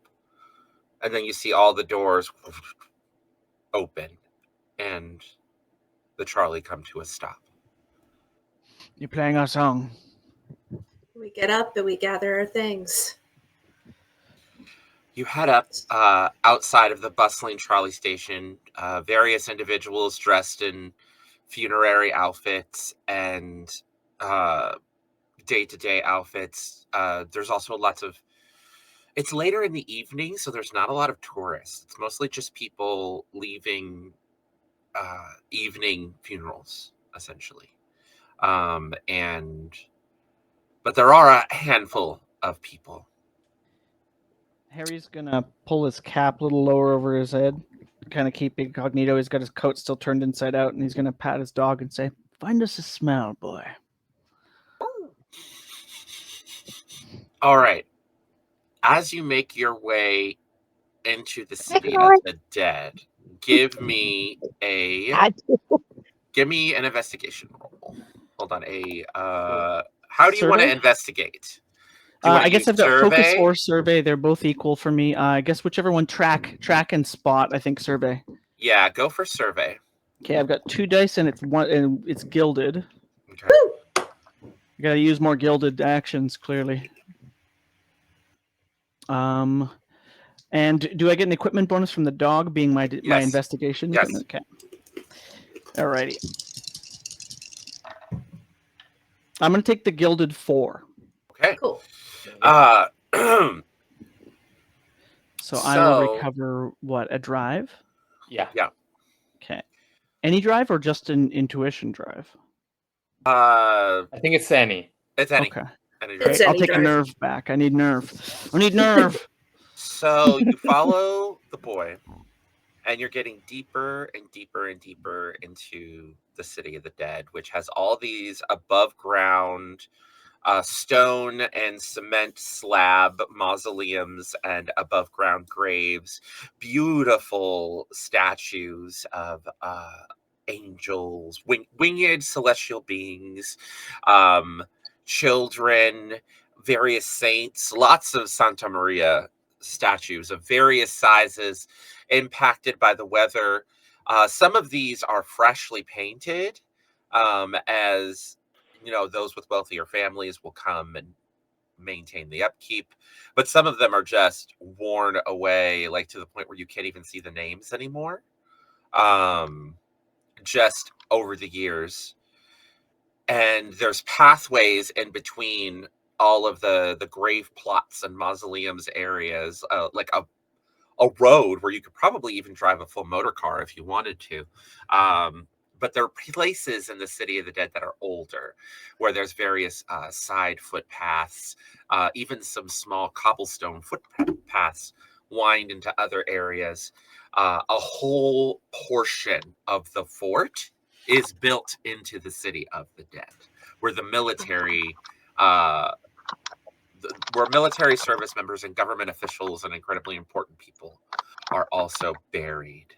If any of you have ever visited Old San Juan, it's similar to that. Or if you have visited the St. Lafayette, it's kind of like a combination of like the Lafayette Cemetery in New Orleans because it's just so vast, Ooh. and Yes. the cemetery in Old San Juan, which is built into the fort. It's Nice. just massive. You could see like these temporary like booths that are all empty for the evening, where you could see that either the business of burial or tourists or tourist mongers, essentially like crafts folk, would sell little tokens to give to the dead or fresh flowers, but they're all empty at this hour in the night. You can hear the ocean and actually see it from a distance. The city of the dead is actually kind of on the coast, but there's a massive seawall and walkway that separates the city of the dead proper from the ocean that's in the port. And that seawall is built into the old fort. Okay. As Harry is tracking, Kalki is going to be beside him with the little raven skull out in the palm of her hand,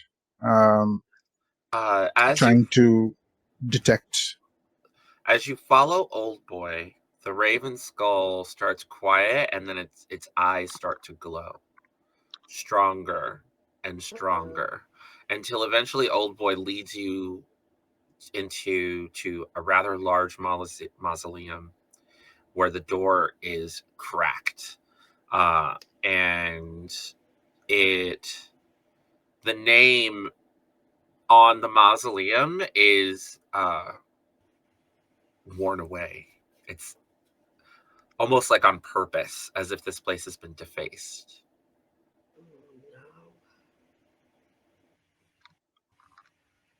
It's a big mausoleum.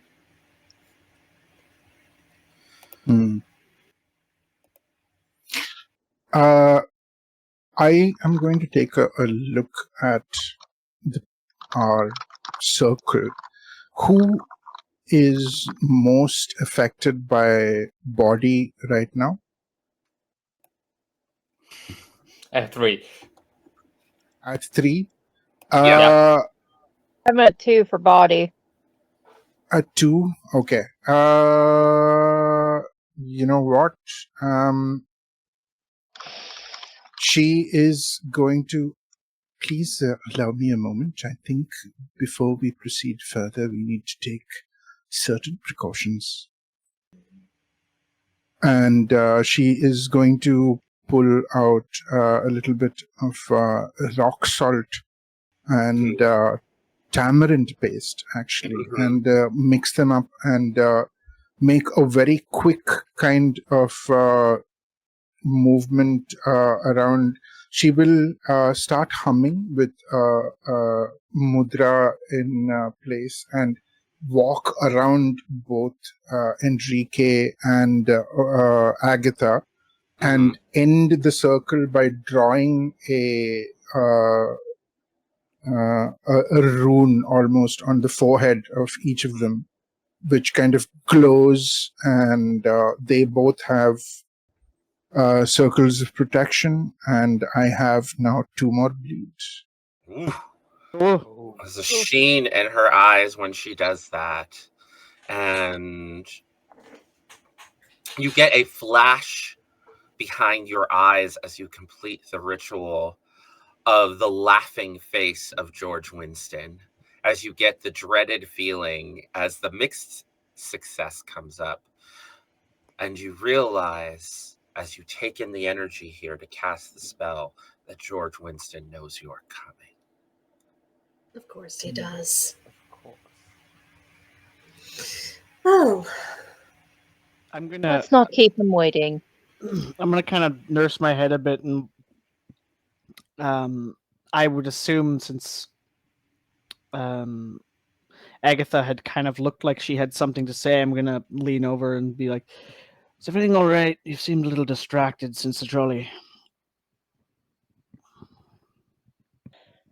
Before I came back around, I heard Cerese's voice. And I know that Cerise has passed, correct? That's Agatha's wife. Yeah. Right. So Atticus says you heard Cerise. It was only a moment. well, you know, Briefly. It was I suppose probably a trick. I hear some of those who've passed too. I hope she's not telling you anything you don't want to hear. I miss her too. Remember when she used to be the first one up and would flip us both out of our cots during training? At that point, Atticus very like dramatically like takes you by like the two arms, and it's a little I don't say vaudevillian, but like he's kind of like, we are in a life or death situation, sister. Why are you losing yourself to sentimentality? Because sometimes it is only emotion that is the true buffer between rationality and what lies on the other side, Mr. Atticus. Go easy, son. Also, Atticus, sometimes you got to take your joy where you can. The only joy I found in any of this is you. I'll give him a 5 out of 10. That is endearing, I must say. It is endearing. I didn't mean any She used insult to to- you, Miss she Kelly. used You to- are a singular beauty, but this is She used to Now, she used to call us lazy bones when she would do that. Yeah. Yes. And yes. but we would always be the first ones out on for inspection each morning. So you sure you're ready for this? I'm a fit body. I can handle this. We were born ready. We were. besides, we owe George at least one good punch to the face. Oh, It's yes. not many. It is. I owe. It is the least that he deserves, Lourdes says as she holds up a really peculiar looking lantern that has like symbols and sigils that you recognize as members of Candela. You've seen them before. Yes. It's a solid black metal. It has these kind of actually, no, it's not black. It's like a polished bronze, like highly like a polished, patina. like a patina. It almost looks like gold, and it's an oil lantern, but it's radiating with the same like glow of an electric one. Love it. And you can see etched into the bronze are various different symbols that seem to glow with their own inner light, or is it just reflecting off of the? You're not sure. I love it. I'm And gonna she just hug Agatha tighter for this and, whole and thing. she too. and Lourdes holds up the lantern and starts stepping towards the entrance. I'm going to step with her. I go and I take Lourdes' hand, and I said, "Come on, Lourdes. Let's show these old guys how it's done." I heard that, young lady. I'm So gonna lean down. yeah. Sorry, go ahead. Go ahead. No. I'm just gonna lean down to my dog and say, "If something goes wrong, boy, run back to the chapter house, just in case. Don't hang around and do something you'll regret." Before we head in, I am going to hold Harry back by placing an arm on his shoulder. Just a minute. And I will turn to him.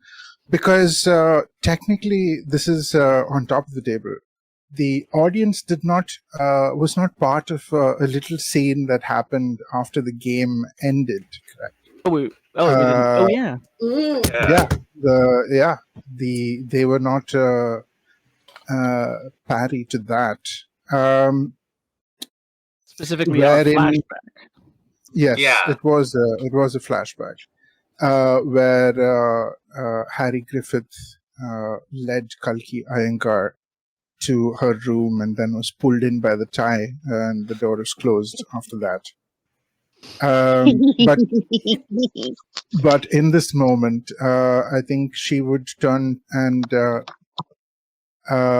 usually it's very formal, Mr. Griffith, but she will place a hand on his cheek and just lean in.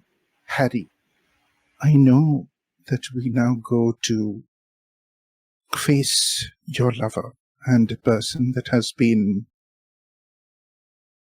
entwined with your thread for a long time. But understand this. A single thread is not a tapestry, and we have made more connections. And we, as I will lean my forehead against his, have made connections as well. You are not alone, and we are not. This is not the end. And she will, asking for consent with eyes, will lean in, give him a kiss, and step back with a last pat on the cheek. He kind of reaches up to touch her cheek, and he says, "You have the most fascinating color in this eye now. I'll have to get a closer look later." Very almost fondly, she will be like, "Yes, it is a trick of the color, trick of the light, my dear. Now, let us go." And you just sort of... and I say, I'm sorry, I thought of this and I forgot. And he says, "Don't worry, he can't get to my heart so easily now." And ting ting, he taps on the armor he's wearing. Oh. Okay. Well, it is, and of course, but somehow I seem to recall that you did refer to me as magic in other ways. And she just kind of gives him a lingering, glance, and will walk off with a bit of a swivel, sway to her hips. Real quick, Sienna, just as she's about ready to walk down with Lourdes, she pauses for a moment, still cupping that arcane gem in her hand. Got it. And she's like, "Dad, I hope I know what I'm doing with this. This is for you, Dad." So, you enter into the darkness.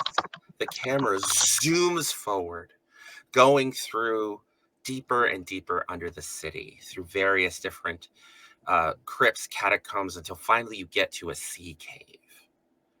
A vast underground sea cave. You can smell the ocean, you could hear it, the moonlight coming in from the coast, starlight reflecting and bouncing off of the water and the tide pools. And in this large chamber with a shallow tide pool leading out into underwater caverns. Eventually, the group finds themselves in this room, lit by moonlight, reflected off water, the light of Lourdes's lantern. The five of you enter this chamber, and you see, in wearing fisherman's pants, a linen shirt, comfortable pair of sturdy workman's shoes, the kind of fishermen would wear, but of an incredibly expensive custom make. Dark, sandy blonde hair that is grown out a bit, heavy, now neatly trimmed, dirty blonde beard. And standing there looks to be, well, it looks like Oliver, but it's not. It's George. He has strange, like, Taino symbols. Like, you're not sure if they're tattooed or painted on pieces of his bare skin that you can see under the linen shirt.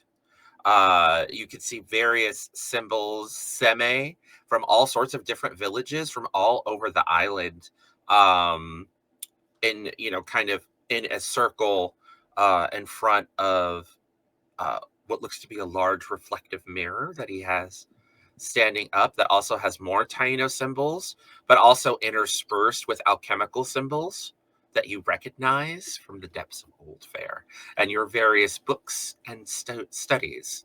And he is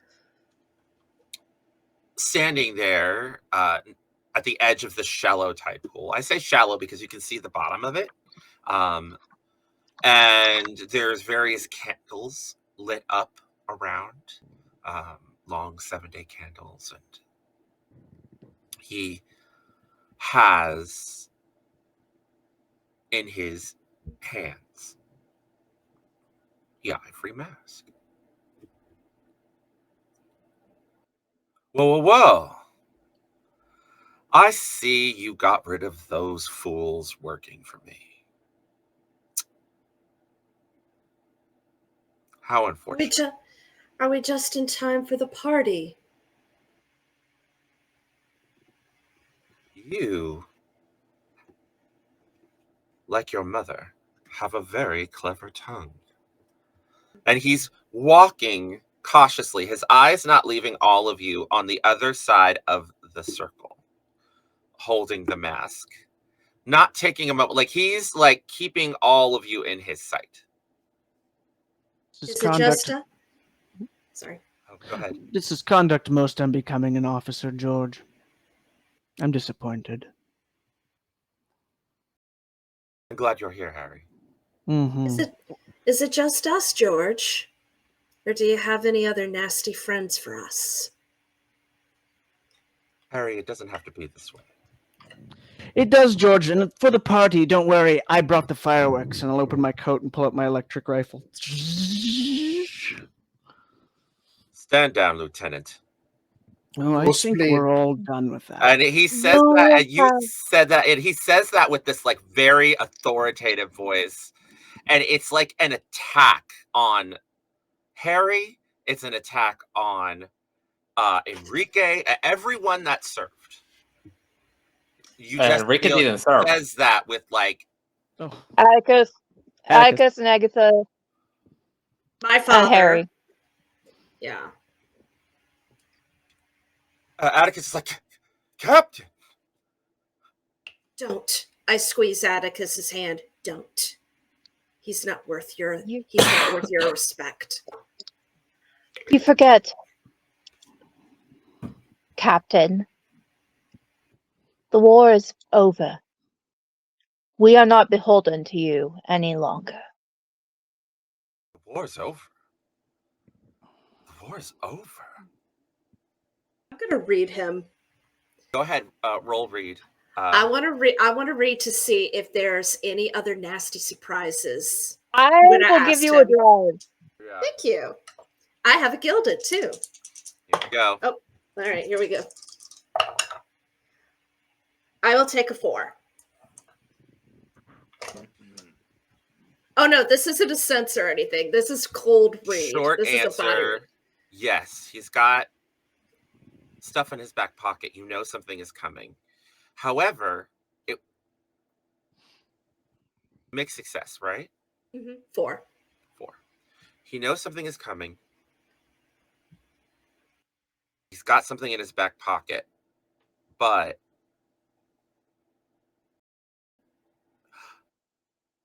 he says something in his next few words. that strikes you. A war? over. Agatha, the war's never over. Harry knows that. We have been at war for decades. Country after country, person after person, again and again and again. New Fair, the Fairelands, Old Fair, the Empire. It never stops. You know it. Harry knows it. Atticus knows it. All of us know, except for poor Sienna, who you all shielded from it. And you take a brain. As you realize... I am down to 3 brain now.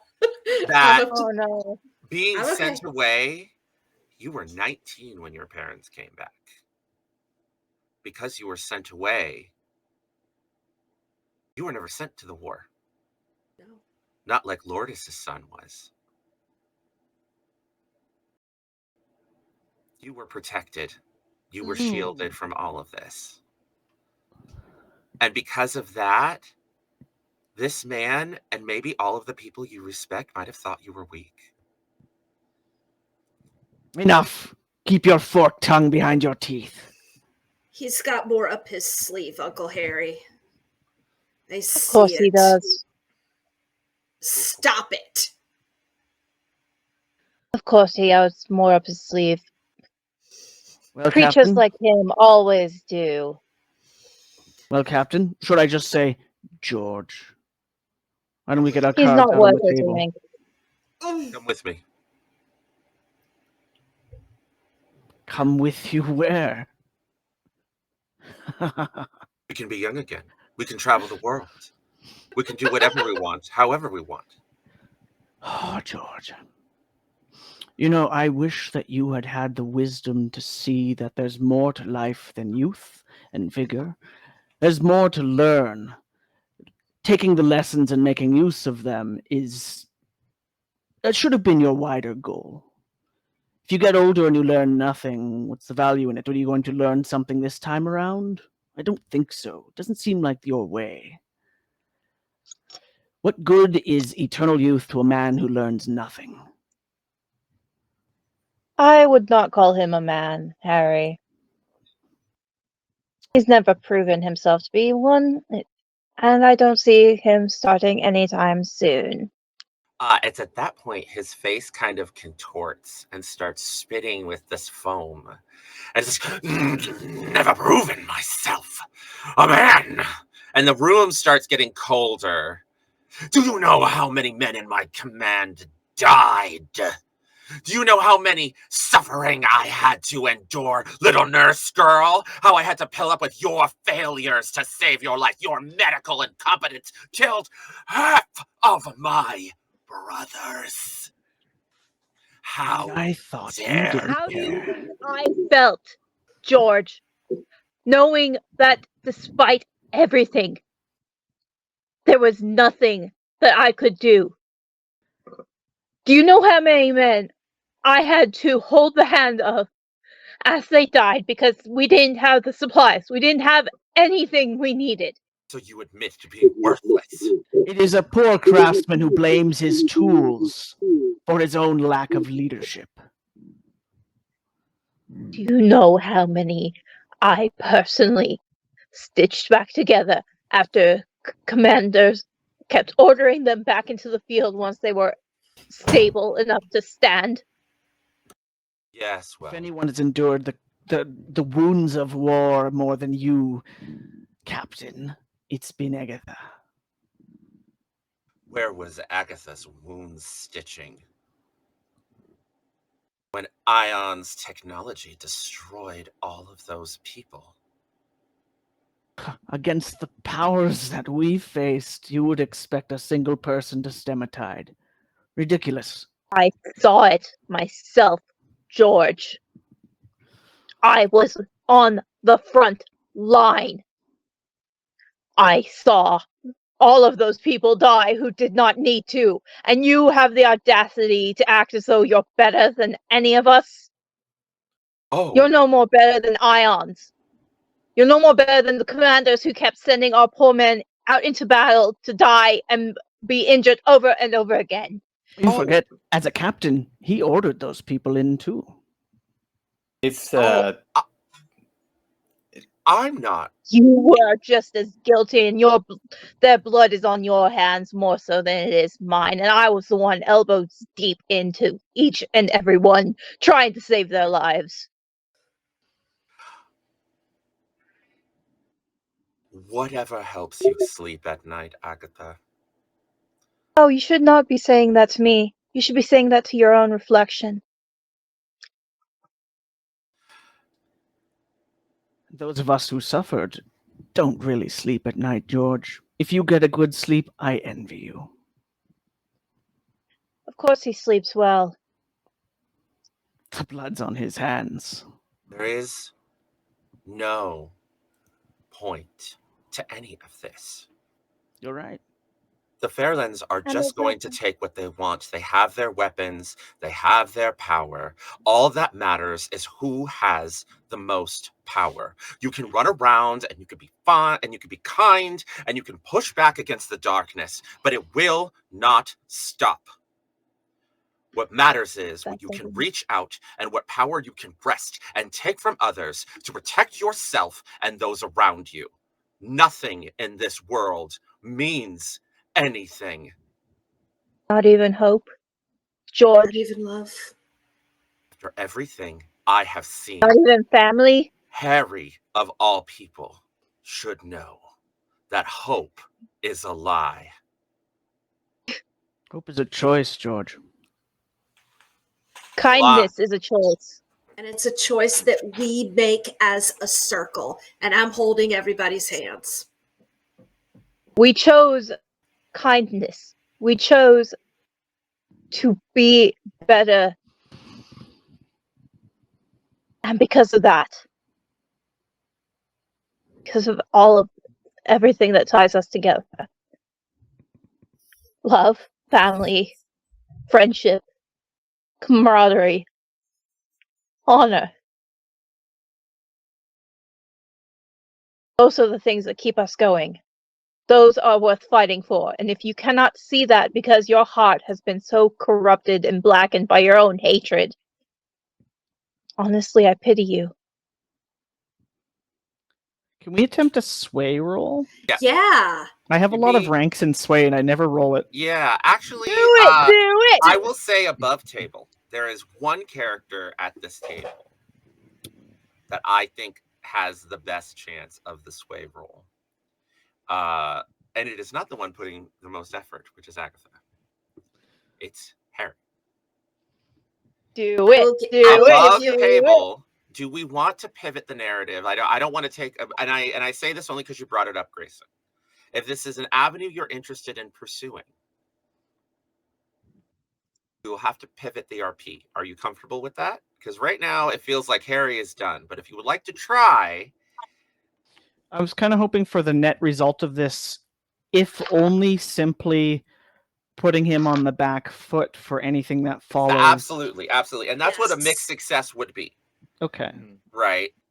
So I wouldn't expect to stop him with words, right, but no. at least to interrupt his flow. Agatha, you say these pointed words to him, and he stops and he turns, and you talk about love, and you talk about family, and his eyes turn, and he's staring at you. And for a moment, while he's locked eyes with you, you are alone with him in a room. There's no one else there. What do you want to say? When I lost Cerise, I thought I was going to die of grief, of pain, of everything that you're talking about. As Cerise was my everything. But I had somebody talk some sense into me.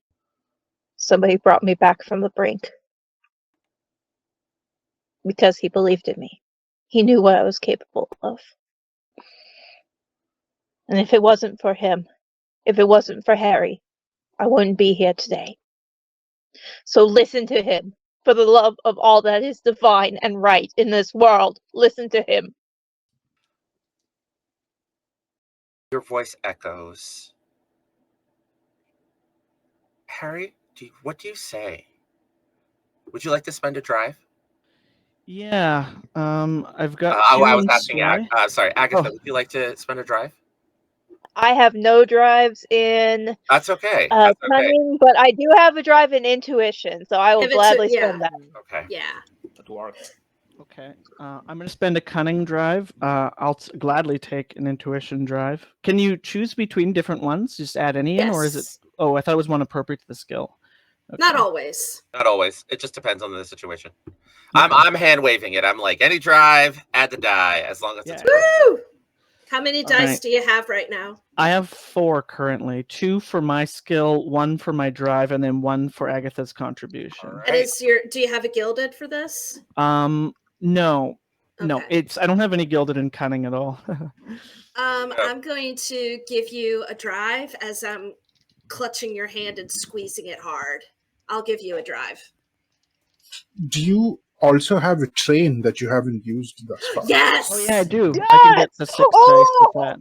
I was going to use it on Forgot the about on the rifle, and then I forgot. So great. 6, 6, 6. Oh God. Oh God. What'd you get? The best God. I've got is a 4. 4. Okay. Yeah. Mixed success. 6 dice. I got Mixed success. so many 3s. Hey, So we'll what do take you say?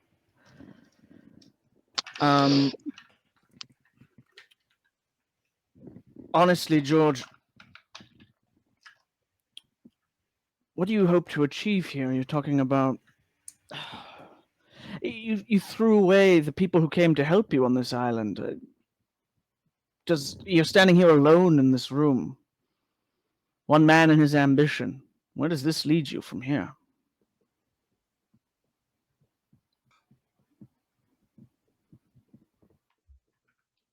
We've seen fools like this, remember? On the field of battle, one warlord after another, standing alone, hoping to fight the entire world on their own.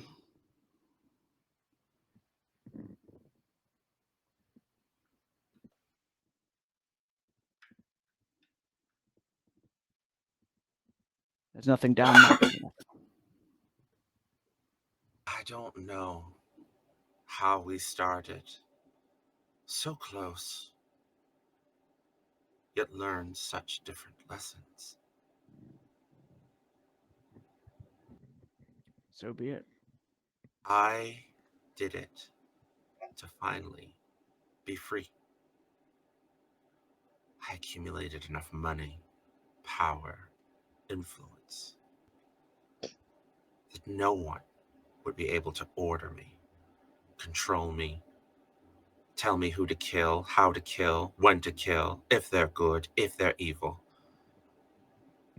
I wanted to get to a point where I was the only one making the decisions, and no one else, not New Fair, not the government, not whatever nightmarish creatures still slumber in the fade because of the mistakes of Old Fair's alchemists. I wanted to be free. Because Otherwhere will never stop.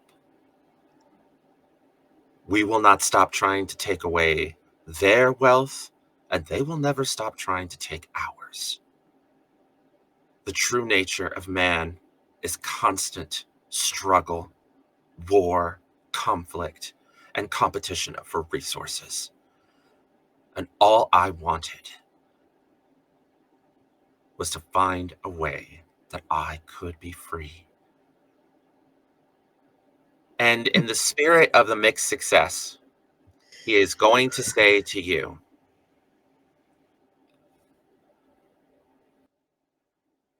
you come with me. We'll start over in Ispator. You and I. And I'll let your friends go free. Take it or leave it. Youth, traveling the world, and all of your found family gets to live. Or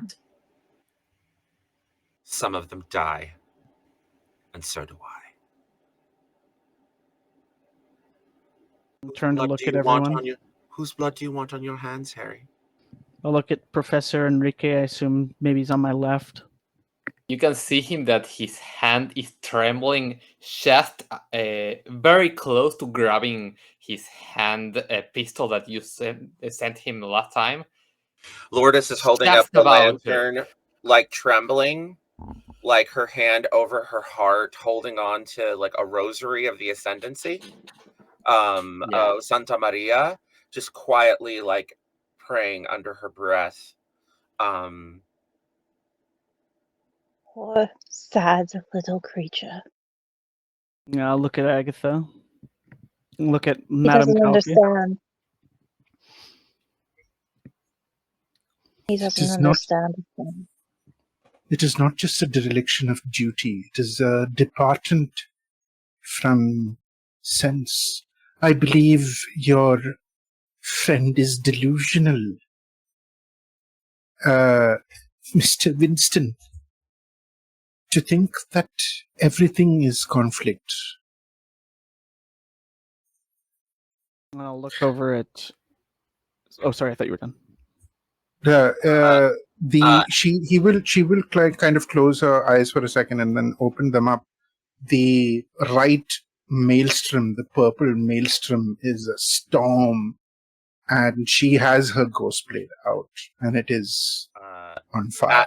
And then I'll look at Sienna too. Yeah. Atticus first. As you're looking at Sienna, Atticus puts Sienna behind him and pulls out his gun and points it at him and is like, I'm tired of your games. I put a hand on Atticus's shoulder and I move to stand beside him. And then I look at Uncle Harry with my eyes now swirling with black smoke. And I'm also shaking because I am down. I've got 3 brain marks right now. And I just smile at him. I smile at Harry. And I say, we saw this coming. And Harry's pretty Agatha drenched in sweat. He looks.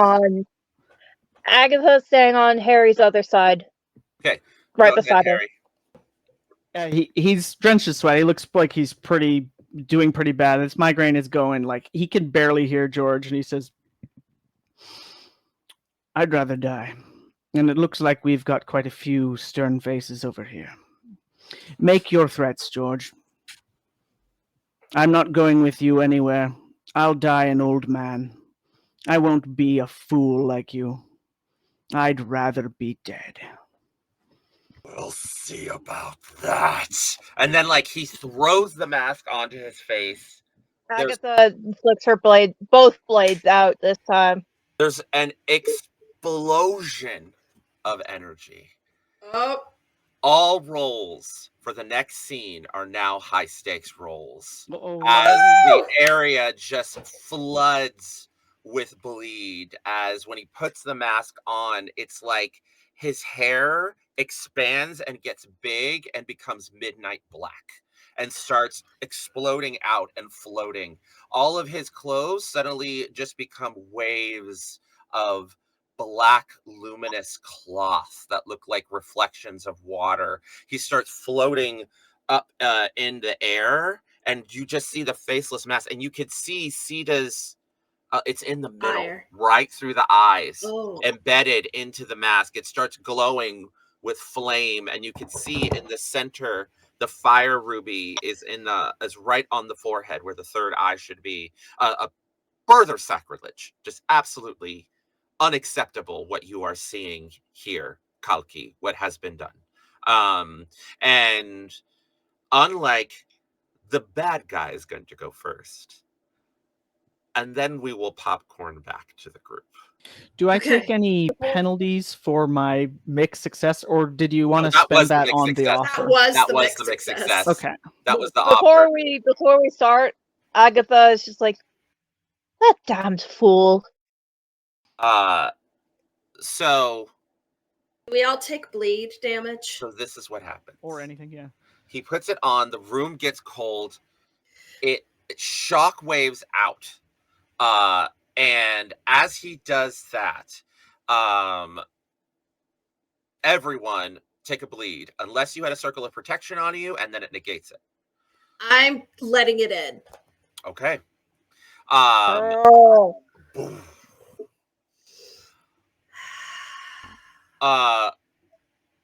What? So you're letting it in? I am. So you take the bleed, you feel this power, and all of a sudden you can sense that he's conjuring something. It's not just gonna be him.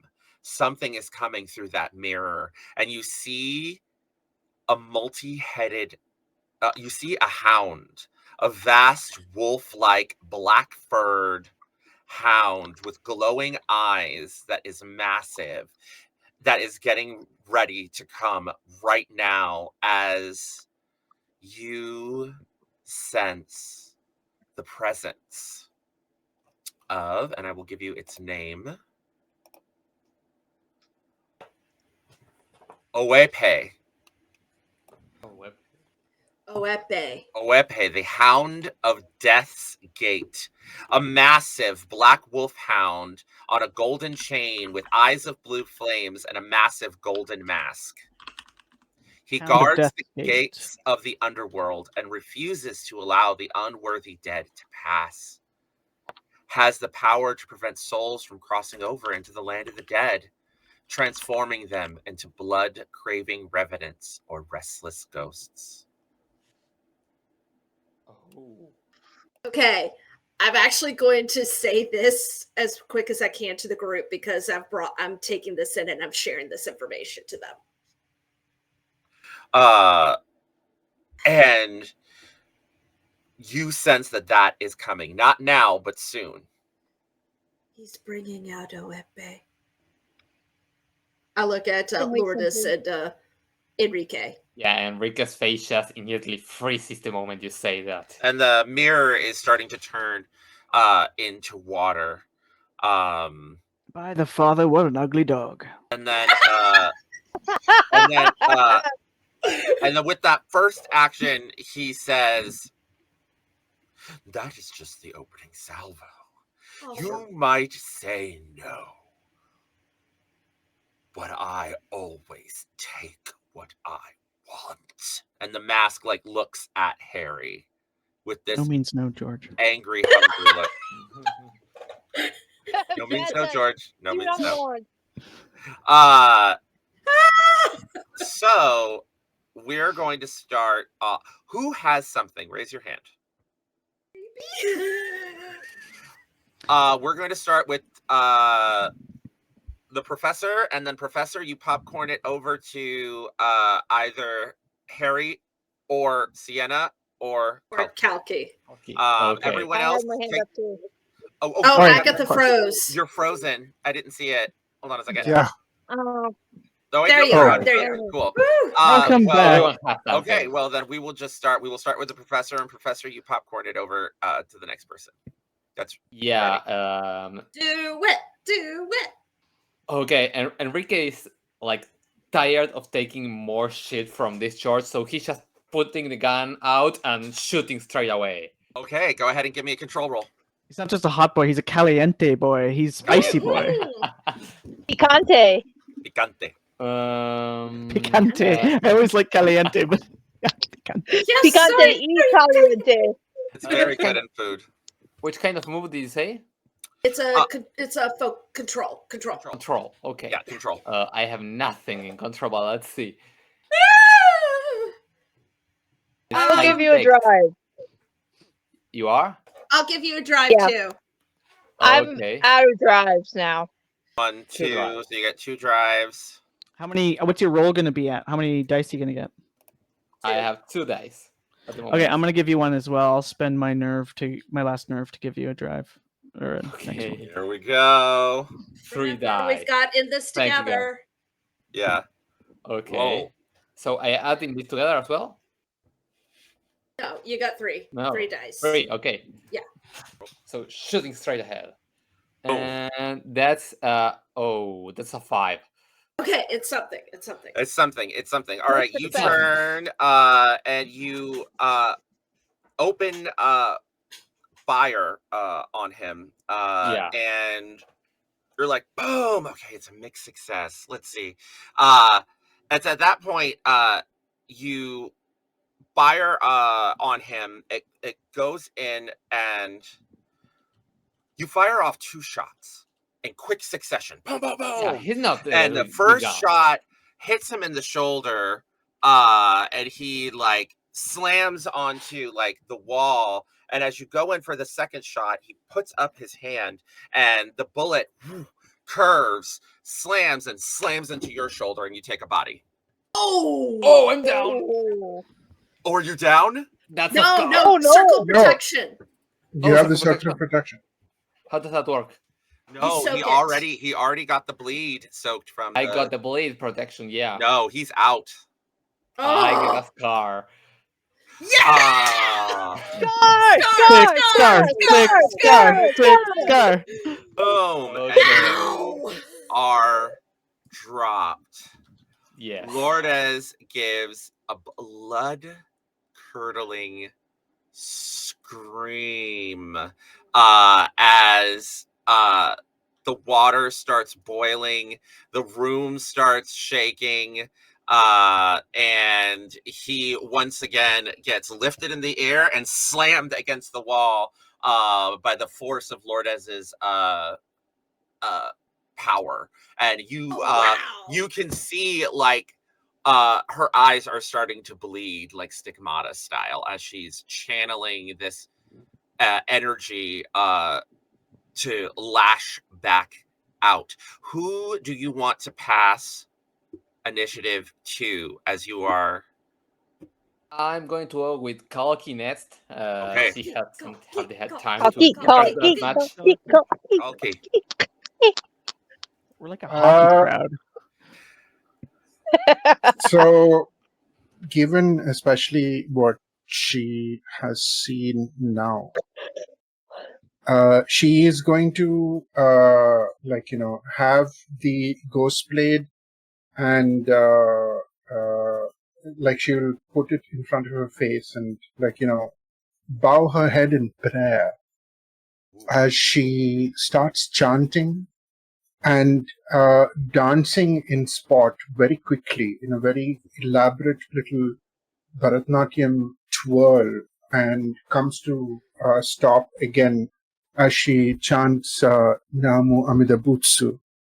And she will glow golden as she enters and completes a forbidden ritual. Yes! Where So glad you got this. I will immediately take a bleed scar. Yes, But she what does. happens is a conjuration of a phenomenon that starts resplendently coming out of the ether in golden facets as an avatar of Avalokiteshvara, the Bodhisattva of compassion, the 1,000-armed Buddha, appears behind Kalki, and she will open her eyes and this is the end, and she will push her arm forward, and one of the arms also just goes and smashes into the mirror, attempting to break. I love forbidden ritual. I love that. Boom. Oh, The that's mirror fucking beautiful. shatters into 1,000 golden pieces as you cut away another piece of your soul.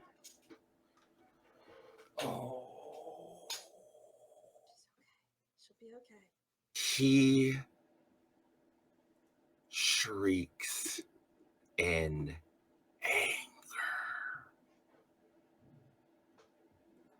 Where do you want to pass the initiative to next, Kalki?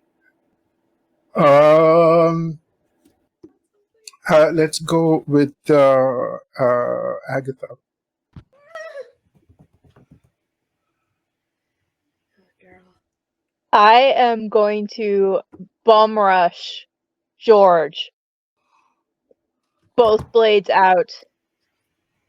And I am just gonna try and Stab him. yeah. Give him roll strike. Agatha, This we saw this coming. Take a die. this is for Cerise.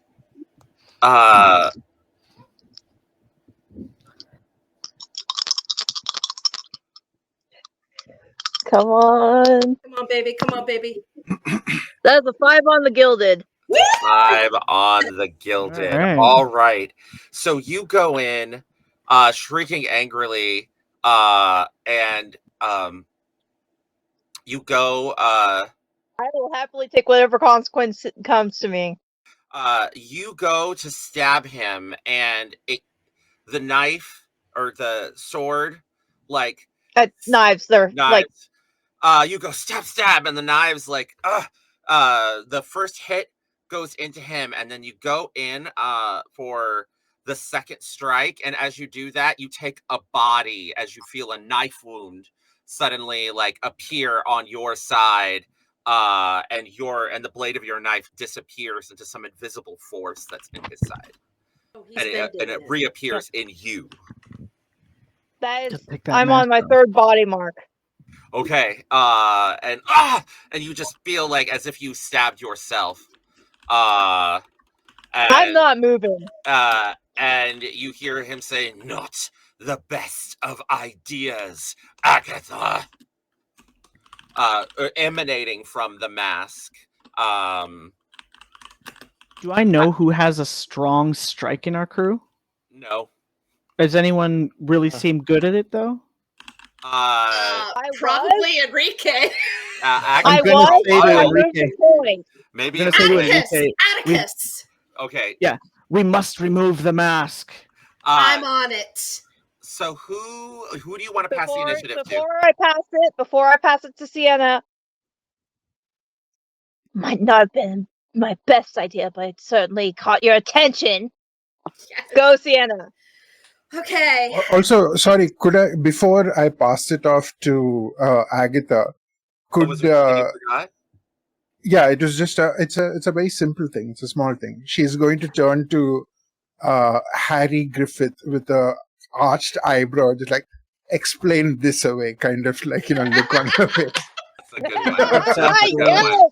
Yeah. Yes. The explain this away eyebrow arch with the "I've got your attention." How are you responding to "I've got your attention"? Atticus will be going after you. I didn't know you were carrying flash bombs. Oh my gosh. Okay. Sienna, let's do this. It's impossible. Impenetrable. Okay. I turn to Uncle Harry and to Atticus, and I say, "Let's get this mask." And I am going to just walk up to the mask to Atticus to George, as he and Agatha are kind of locked together, and I say, and I think to myself, Dad did this, but I've got something he doesn't. I have this arcane gem. Okay. So yes, I am going to keep the gem in my hand, and with my other hand, I'm going to reach out and grab the mask. And I'm also going to take a brain mark, my last brain mark, and I'm going to push my mind into George because now he's a phenomenon. Whoa. And Oh. I am going to basically do everything in my power to cut the source. Does that make any sense? This is high stakes. Yes, queen. So this is high stakes. Okay, so I've got You've this. got the crystal. You're going to grab the mask. You're trying to cut the source. And it's at that point, as you do this, your mind is overwhelmed with visions and flashbacks of the moment your father did this. This is a Whitney. sense roll too. This Can is I a sense roll. contribute a bunch of intuition drives to that, or just one? Hold on, I'm giving stakes. Stakes is very important. Here are the stakes. If I die, God bless. If this goes sideways, I'm right there. you I will- end up possibly like your father. This stone gives you a chance to get out of this that he didn't have, but that doesn't mean it's a guarantee. This is a high stakes roll. It's a gamble. It is Either way, I'm going to be out because I'm taking a scar from this. yes. I'm taking a scar. And Right. this is sense. Yep. Okay, to so channel the energy. I have 3 dice already. 1 is gilded for sense. I'm going to burn. God bless. I'm going to burn an intuition drive. So now I've got 4. Anyone else want to help? Yeah. How many drives can you use at once on an assist roll? Just one, or is it more? It's 1. I believe. Okay. Yeah. It's just 1. I believe it's just 1. He just says, you hear like it's an echo almost because you're going deep in. It's like Harry just calls out, Sienna, don't touch the mask, and then like mask. I'll take that. Too Okay, late. so I got But 5. At Yes, least you know okay, you're not alone. Enrique? I don't know if I can, but while being, am I unconscious first of all? Oh, you are. Wait, did you Am take I? you took a scar, right? I took a scar. Yeah. Yeah, you're Body. unconscious. Yeah, you're unconscious. Yeah, But you're words is unconscious. What were you about to say, I won't Kalki? do anything in that case. Do you want to give a drive? Do you want to do a flashback? Me? Yeah, something that would explain why Sienna would have a drive right now from you. I can't think of anything at the moment. Let's go. Okay. Try to Kalki, and if I have something, I'll say it. Let me know. All right, Kalki, what do you got to help? Hold on, not yet. Essentially, may give you another drive. she would see her ward attempt to do this, and she as a matron of duty herself, she knows what her ward is getting into. But she will, a gentle palm will go out and kind of, clasp, and then it's like 2 of the golden hands of the 1,000 arms go around and just kind of bolster. I'll take that. I love that. Okay, gonna take that's 6 that. dice. Okay. Ooh. Oh God. I love you Big roll. guys. It's a big roll. We got this. We got this. Critical and on the die. And on the gilded. And on the gilded. God! Yes. Okay. Candela! Candela! So this is what happens. Everything slows down for a moment. You reach up and you are in darkness for a moment. As soon as your hand touches the mask, you're floating in a void. And you can hear George's voice. What are you doing here? You don't belong here. No, leave this place. And then describe what it looks like. How visually is the connection severed in this void? I think surrounded by Sienna is almost like surrounded by this golden circle of light. And it has essences of all of the people she loves in it. Her circle, her parents, Don Agosto, all of them. It's this feeling, this beautiful feeling, almost like a mandala that Kalki has around her, but instead it's like a golden ring of light. And Sienna feels it bathing inside her.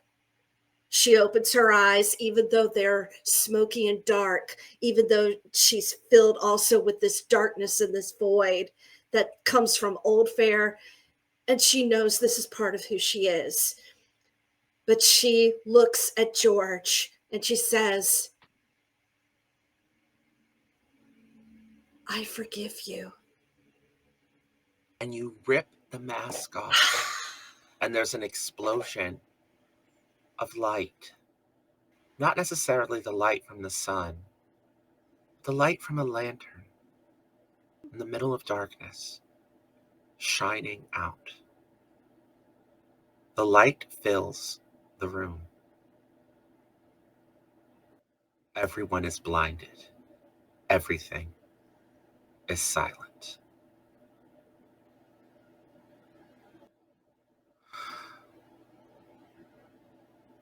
I'm going to go around the table and I'm going to ask everyone an important question. We're going to go to Sienna last, as she is the catalyst for what is to come. Shit. I'm sorry. Agatha, Old people who swore to protect you look like idiots.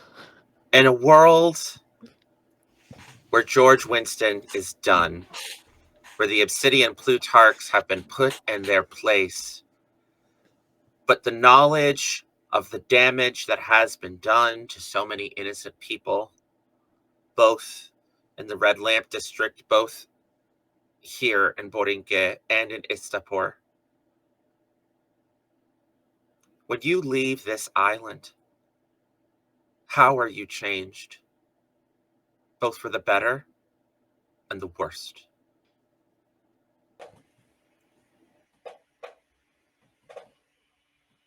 For the better,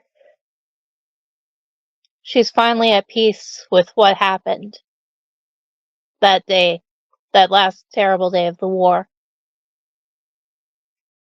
She's finally able to let go of what was holding her back, or what she perceived to be holding her back.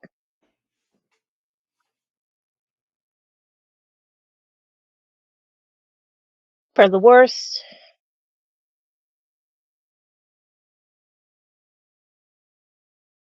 the memories of everyone that she could not save, of everyone that she cared about and lost.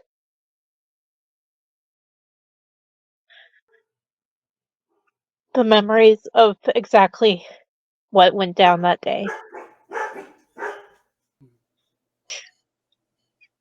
Okay, old boy, we get it. Yeah, he doesn't like that you're having a hard time. They're more clear now than they ever were, and they will never fully fade. Not the way she would want.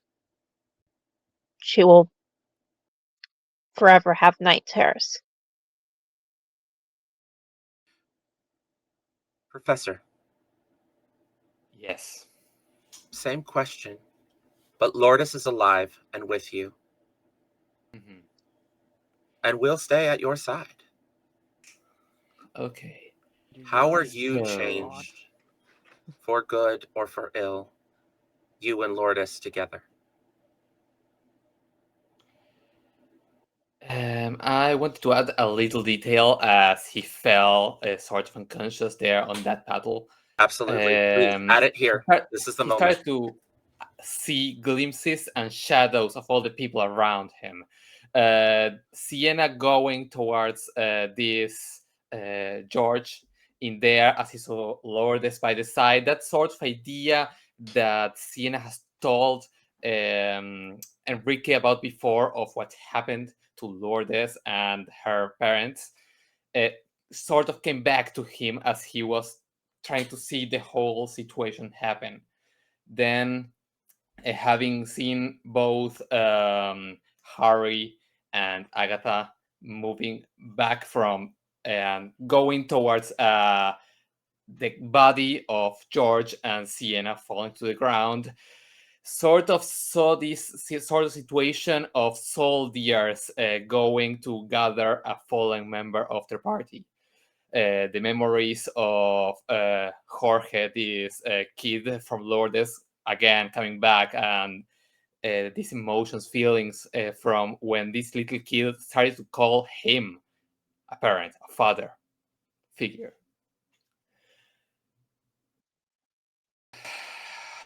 The moments with Kalki as well, when he was trying to see how to gather back all the things stolen by the colonialists and all the people that came in here to Borinque to try to steal all the things that were part of this place.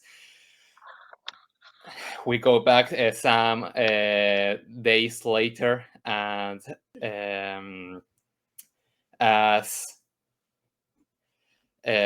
firstly, Enrique had carried with him to this event a small box on his pocket that he was at his last moments just grasping and having at hand.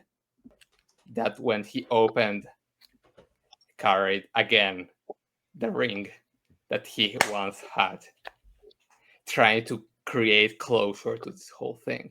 He was carrying and grasping it fully. But the next day when he woke up, he found on his chest where the wound of the bullet entered, there is a bullet mark that is now healed, but black goo is coming out of it as if the bleed that is within him is trying to grasp its way out, but isn't fully doing so. That's gnarly. Yeah. Love it. He goes, gathers them all for a wedding where he finally manages to marry with Lourdes. He does matching tattoos as he has once promised with her that belong to the old customs of Borinque. And he stays there for good on the island of Borinque. Also trying to find moments, if possible, with Kalki and with Agatha to try to still getting back all of those things that actually belonged to the people here. Okay, all right. Kalki. How is Kalki fundamentally changed by your time here on the island, for better and for worse, in whichever order you feel is appropriate?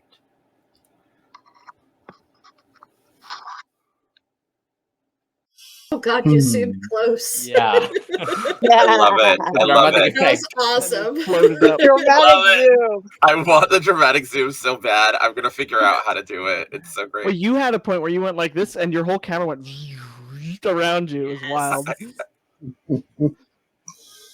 I think as she sees George kind of like, what exactly happened to George and Sienna? Like, I was going to ask that too. Yeah. Tied into my above table, he's smoked. He's done. He is finished. There was a 6 on the Gilded, and rather than just push you guys through a slog. I was like, no, tell us how good the cost of victory is what we're going over, if that makes sense. You know what I mean?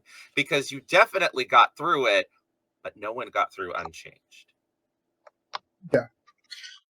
I think as Sienna would have started to fall back from that interaction, one of the golden arms of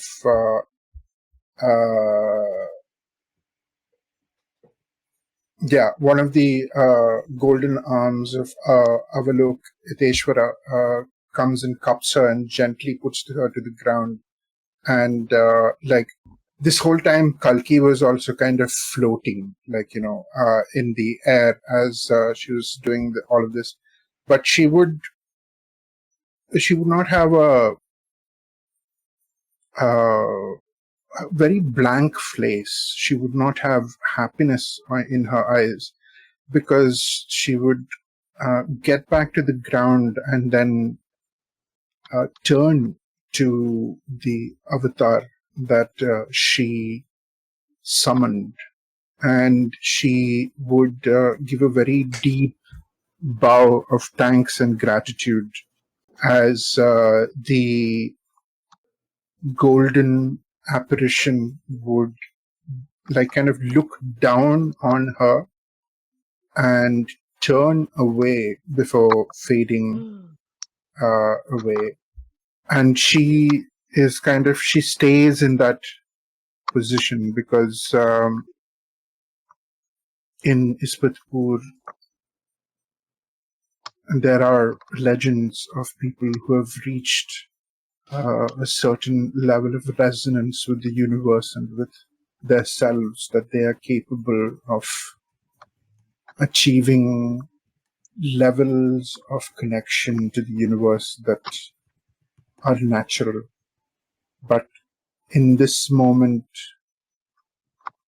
things were accelerated by certain things that were happening, and she saw that it was affecting the people around her. And like a moment before, she accelerated it herself. And I think she's closed off a gate to her own fate in having done this. She also understands how sometimes it is not, you do not have the luxury of choice to go slow and steady. And sometimes you are forced to make certain choices that you would not have otherwise. But cost and effect. And for the effect she wanted, this was the cost she had to pay. She is, I think, forever a little more humbled by the fact that people of Old Fair and otherwise have gone to levels that they did, because in that moment, Kalki is the furthest that she was ever from being a mantrik of Ispatpur. She was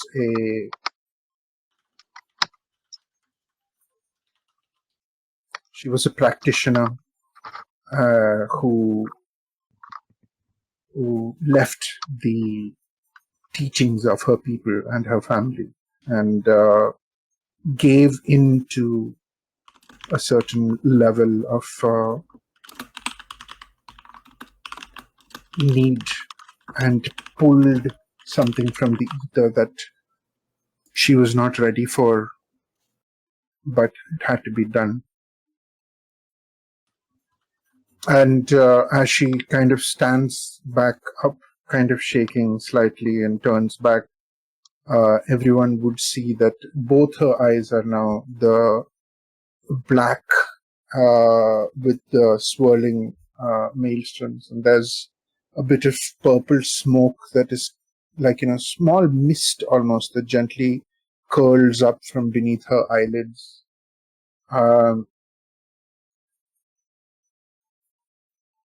She shakily kind of like lets her hair down and starts walking up to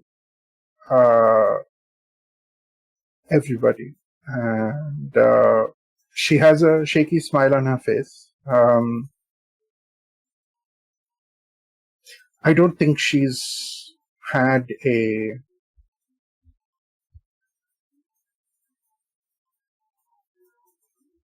more. How would she leave Yeah. this place?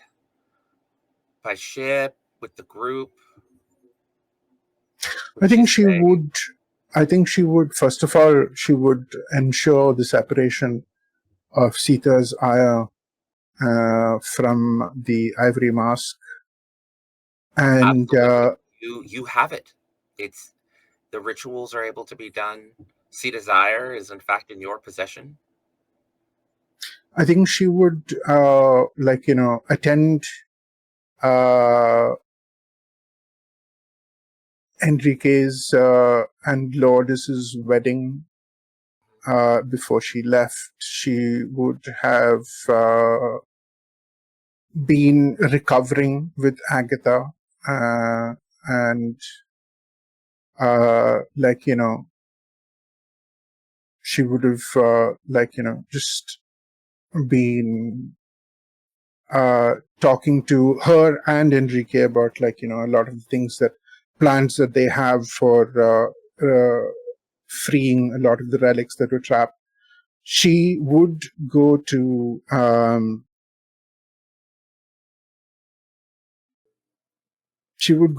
Sienna and just go, my dear child.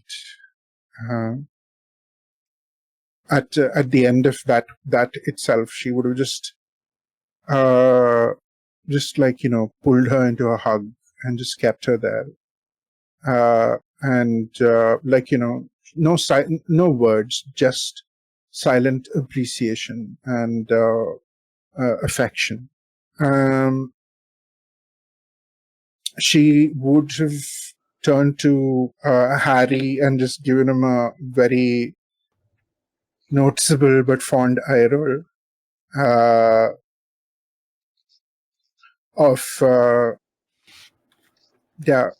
but after the wedding, she would have been not as confident. She would have been a little less so, because now she's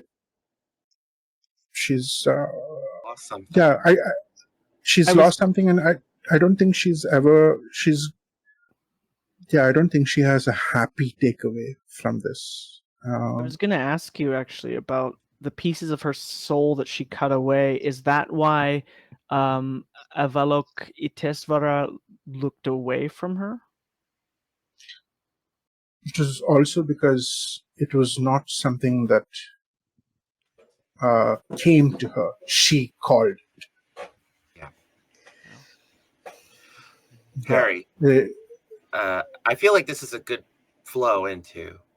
Sorry, she would have ended. She would have ended by saying, after the wedding, she would have given everyone a fond, a hug, and said that I will meet you back at New Fair, but I have a duty to uphold.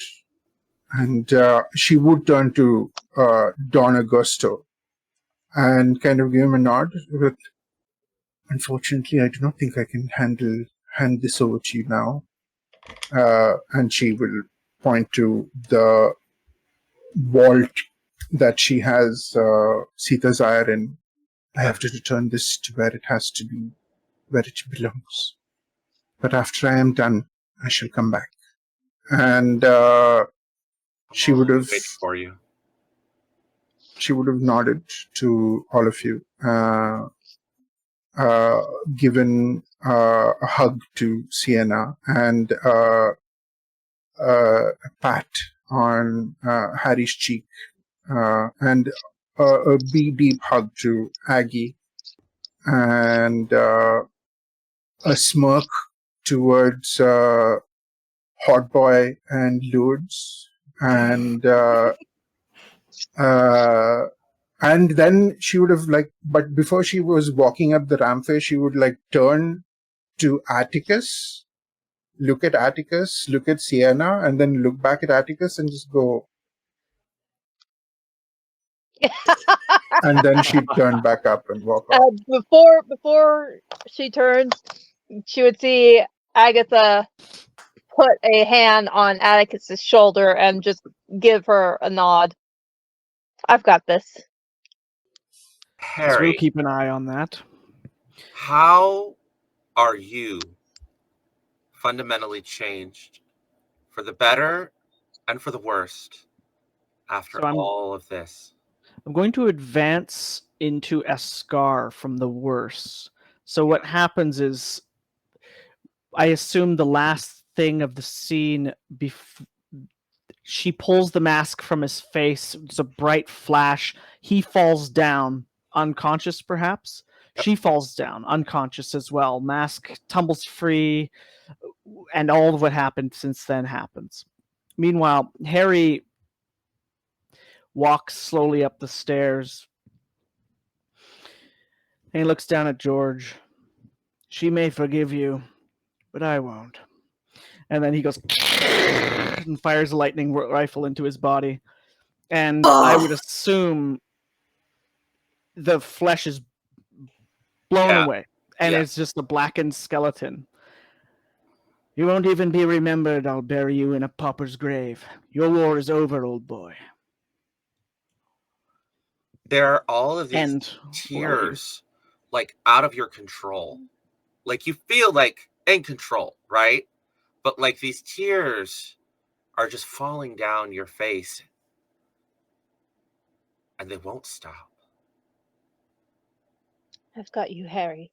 And firing his gun, he's older, and he's also forgotten a lot of what he's experienced through. You've been telling me that he's had experiences with the Fade and with bleed, but he looks at his arms after he fires the gun, and his hands are ashen. They're covered in, it looks like they're covered in ash, and there's these scars that go up his arm, and they've always been there, but he hadn't maybe been really seeing them before. But this was something that he's had since the war, maybe before, he can't remember, and it's kind of like he's seeing it with fresh eyes, and he's like, there's always so much ash on everything.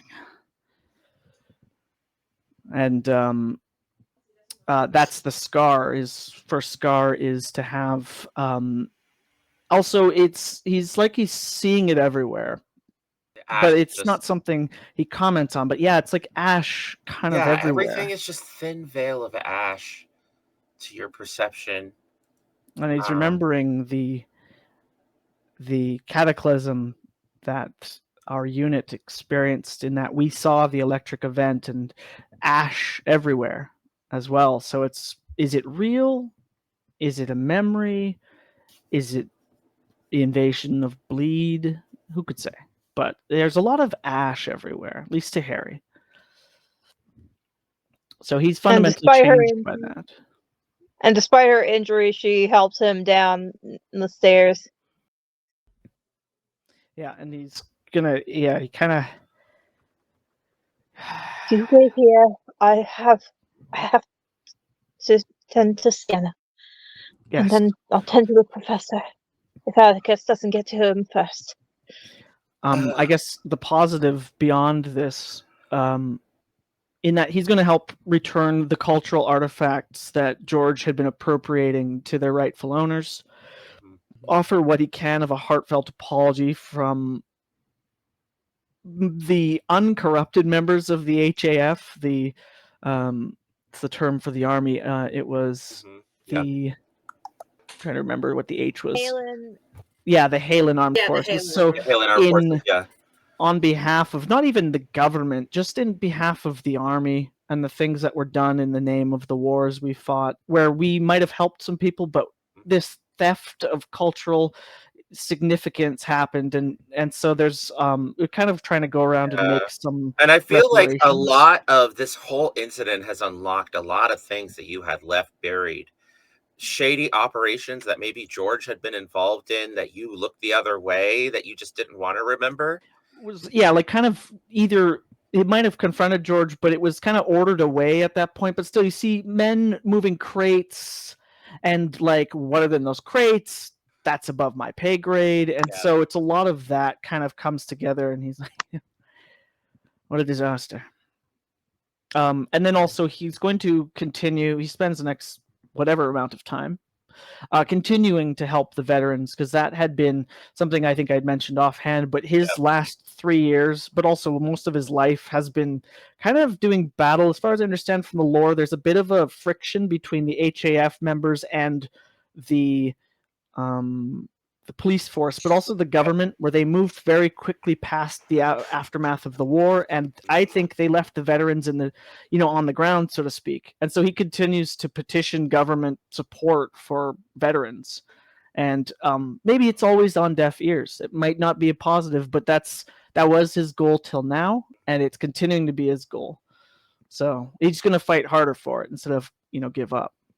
And Agatha is right there with him. Because if our captain wasn't going to help us, and he said as many bodies as he needs to climb over to get to where he wants, this is the opposite of that, because we only survive together, and so he's going to continue to fight for his people. And one other thing, Agatha, after they get back, she starts signing paperwork as not as Agatha Payne, was Agatha Payne Montblanc. Cerise's surname was Montblanc. Yeah. Mm-hmm. Sienna. Hi. The white light finally fades. I'm going to ask you a question. After all of this, how is Sienna fundamentally changed, for good and for ill? The ivory mask is recovered. So is Sea Desire. George Winston, his power is gone, has been killed. They've been scattered. And you've brought hope to your circle. What was the price? I think when Sienna comes to, her second scar, it's a brain scar. She's always going to be lost in a fog sometimes. Like she'll, in a quiet moment, or even in like just a reverie, her mind will kind of go blank a little bit. But it kind of makes her a little bit more interesting. It almost like this tragic allure. So that's why I moved a point from focus to sway. Yes. Atticus will stay by your side. Sweet, kind, smitten. And you understand something fundamental about something Sienna said earlier in this journey about, I'll never find anyone. This is the price that you pay for Candela. And as Atticus spends more time with you in the coming weeks, and you go to the wedding, and you spend time with your mother, you go over all of these old memories, you realize that this is where members of Candela find love. They find it in the lighthouse. find it with helping each other. So for a wedding gift to Enrique and Lourdes, Or this. I actually give them matching little lantern necklaces. Aw. Kalki, was there something you wanted to add? In that moment before, she would have embarked on the ship and headed to Ispatpur, she would have also taken an afternoon after the wedding, etc., and after having had a little conversation with her ward, she would have gifted Sienna her whip and just said, and given her just a little training in how to use it, which might be a grounding thing for her, and perhaps a little extra thing to her sway, etc. So, yeah. I also forgot Yeah. to mention the changes that I was going to take for taking that Yeah. scar. Yeah. Since we were on that, so because in the dark corners, in the hidden spots, Harry is now somewhat hallucinating. He finds them to be a little uncomfortable to be in. So I took a point out of hide, and I put it into sense. First point in sense, Woo! Yeah. because he's beginning to accept the Supernatural. magical nature of the world, in that he always knew about it, but he had forgotten, whether it was suppressed from trauma or whether it was willingly ignored. But now he's like, when he's wiping the seat at the wedding, because he's got ash on his seat, he thinks he keeps wiping it and it's not wiping clear, but his hands remain ashen. So he's like not sure, and then it's kind of bothering him, and it's beyond the physical. And so he's like, to himself quietly, and maybe to Kalki when they're maybe traveling together in this, repairing the damage George had done, he would say, there might be more to the world than you can see. I'll concede that. I will. Sienna will write lots of letters to everybody in their turn, wanting to know about what's out there, what they're experiencing. I think another way I'm going to kind of repair my relationship with my mother is I'm going to go spend some time on the Isle of Serenity with back to my roots, at least her roots. I'll even have, if Atticus wants to come with me, he can. We'll enjoy some time on this beautiful Emerald Isle that has kind of a mysterious tinge to it.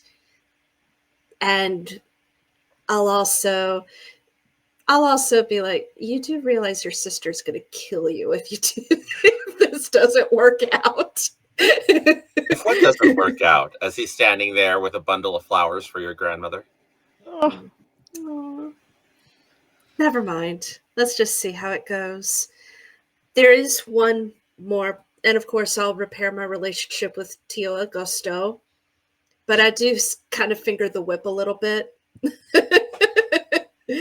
And I'm good, and I'll hang out with Arav. I'll see how Arav is doing, and and also help them. I'm going to try and be more of a voice for those that cannot speak for themselves because society won't let them. I actually will stand up and be more of a voice for them. And I do that by kind of becoming a writer. I'm going to write poems and essays and stories to sort of bring it all out to the world, and kind of get a little bit into trouble, but I kind of don't care anymore. But there is one last thing that Sienna has to do to kind of, it's going to be bittersweet. I go to Tio Augusto, and Going to Augusto, and I look at him and I say, I need to get to the fourth Pharaohs. All right. Follow me. He leads you through the mirror into the echoing dark corridors. I'm assuming you're wanting to go see your father. Mhm. Did you ever find out what this does? And I show him the crystal. He stops. He looks at the crystal.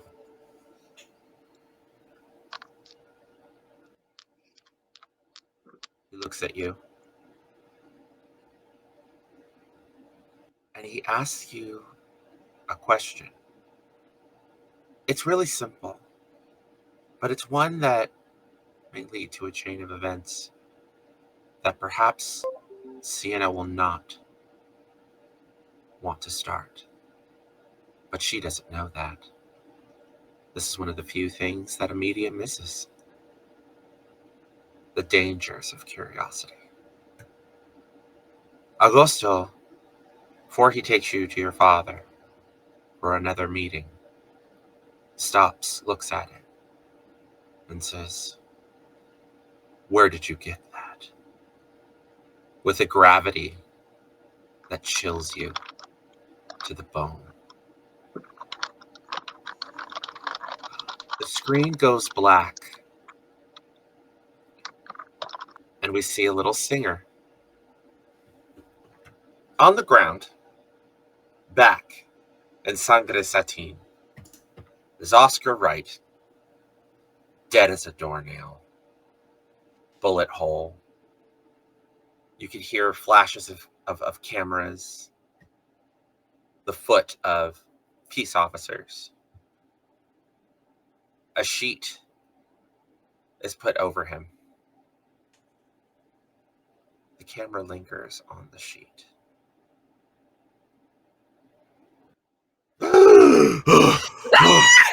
He sits up. Oh, reaches into his wound. Pulls out the bullet. Fucking bitch, Agatha. Or I said that. Fucking bitch, Agatha. Throws the bullet on the ground. And for some reason, no one is looking at him at all. And he holds up his hand. He's like, "Oh, Candela Obscura, you can always be relied on not to be selfish enough to loot a body." He gets up, turns his suit. "Now, I believe I have some Candela members back in New Fair to deal with." And walks away. And with that, we conclude the circle of Hither and Yon. You don't want this smoke, Oliver. Thank you all so much for joining us. Oscar, I mean, you don't want the smoke, Oscar. We all survived. Season 2. Season Oh 2, my yes, God. yes. Season Season 2. Season 2. So I'm going to talk to Steve at Pantsless Tables. We're going to see about doing another season since we all either, we all lived. But for now, More or less, but yeah. for now, the circle of Hither and Yon is on retirement, taking a break. But perhaps in time, when there is another great threat, they will reconvene again to deal with a certain member of the Red Hand who now has it out for them. All right, so my name is Hector, aka Okami, all over the internet. You can find me at Keiichi at Keiichi Okami on Twitter and on Instagram and all over the internet. I'm just gonna have everybody, say your name, say where we can find you on the internet, and pass it on to another person, and we're gonna head on out. So we will start with Whitney. Hey guys, I'm Whitney Zahar. I played Sienna Ballad, aka The Last Ballad. The medium, oh my god, well, but it's not over yet, is it? You can find me on Facebook and Instagram. You can also catch me on the Para Unity podcast, which you can find on all your podcast outlets and also on YouTube. And then you can also find my books on Amazon. There's one called The Safe Room, and then the other is called Nova. And I love you guys. Thank you so much for having me. Yes. Yeah. Next, we'll go to Tomas. Okay, hello. My name is Tomas Jimenez Rioja, a Latino from Argentina, who was playing the Professor Don Enrique Puertos, the most shot in this episode. I think. Bullet sponge. Shot! Yeah, but I survived. That was amazing. One could Who say knows he for how long? thrived. Didn't just survive. You Right. thrived. Yeah. Got younger, got your Exactly. wife back, but ooh, y'all go through it. Mhm. Continue. Okay, I'm so, sorry, I didn't mean to interrupt your introduction. I know that's okay. Or as your outro. You can find me everywhere on the internet, on most social medias, if not them, most, because there are plenty. But at T Jimenez RGM or TGIMENEZ That's where we can find me. And yeah, I'm creating games and doing all sorts of stuff, game designing, writing, software development as well. So go check it out. Yeah. Okay. Passing it on over to Aadi. Yeah. Hello, people of the internet. I am Aadi MK, and I am having a blast playing Kalki Samara Iyengar.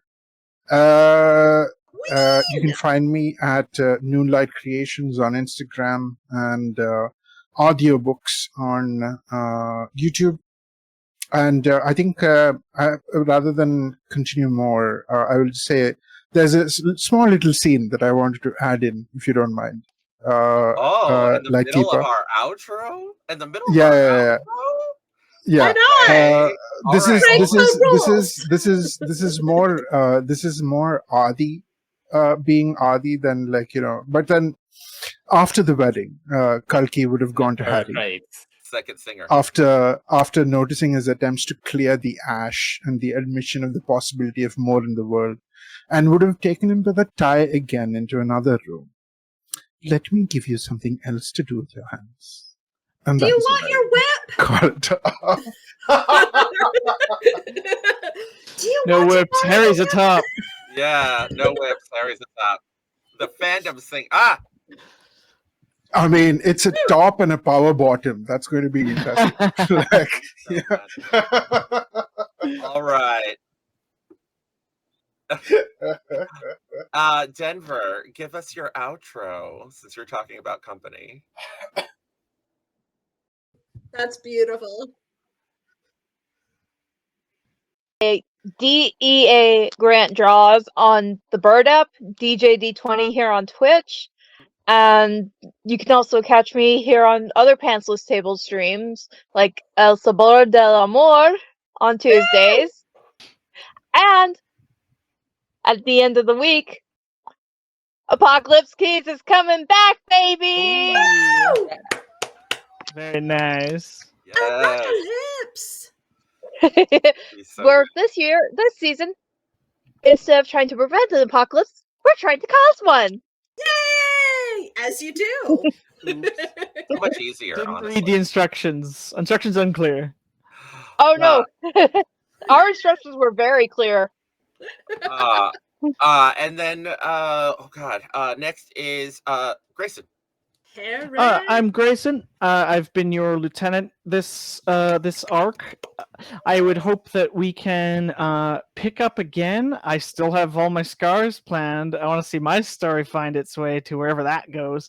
Hell yeah. But I'm excited to see everyone here again if we can get them. I'm not on socials much. I'm on Instagram as the asocial butterfly _ between, so the _ asocial _ butterfly. Don't use it much, but there you go. And it's been lovely. It's been great, and I hope to play here again on Pantsless Tables. All right, and then Pantsless Tables. Yes, Pantsless Tables to our producer Woo! Steve. Thank you for having us. Thank you for having us, Steve. Steve, do you have any announcements to make before we head out? Firstly, you are all fantastic. What an absolute incredible 4-episode miniseries. If we do season 2, if people are interested, I would be willing to add more episodes as well. So let's see how that goes. Yes. We can figure it out. Yeah, we'll work it out. Yeah. Also, important announcements. Invitations for almost all player invites have gone out for the charity event in end of September. About 2-3 DMs haven't gotten back to me, so I haven't sent the applications for those out yet because, waiting on confirmation for players. But there is a shit ton of work to do that I have not even started yet. So I'm just going to leave you all with, this was fantastic. You were all amazing. And Pantsless Tables will, the Circle of Hither and Yon, something season 2, Candela, run by Hector with a really cool cast. We'll be back sometime 2025. That's what I got. Yeah. And yeah.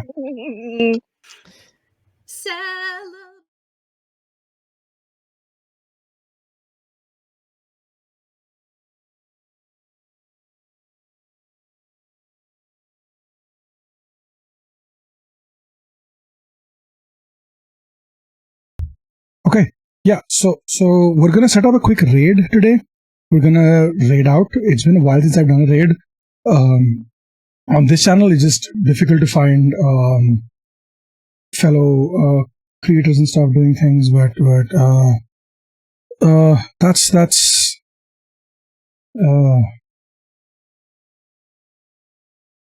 whatever.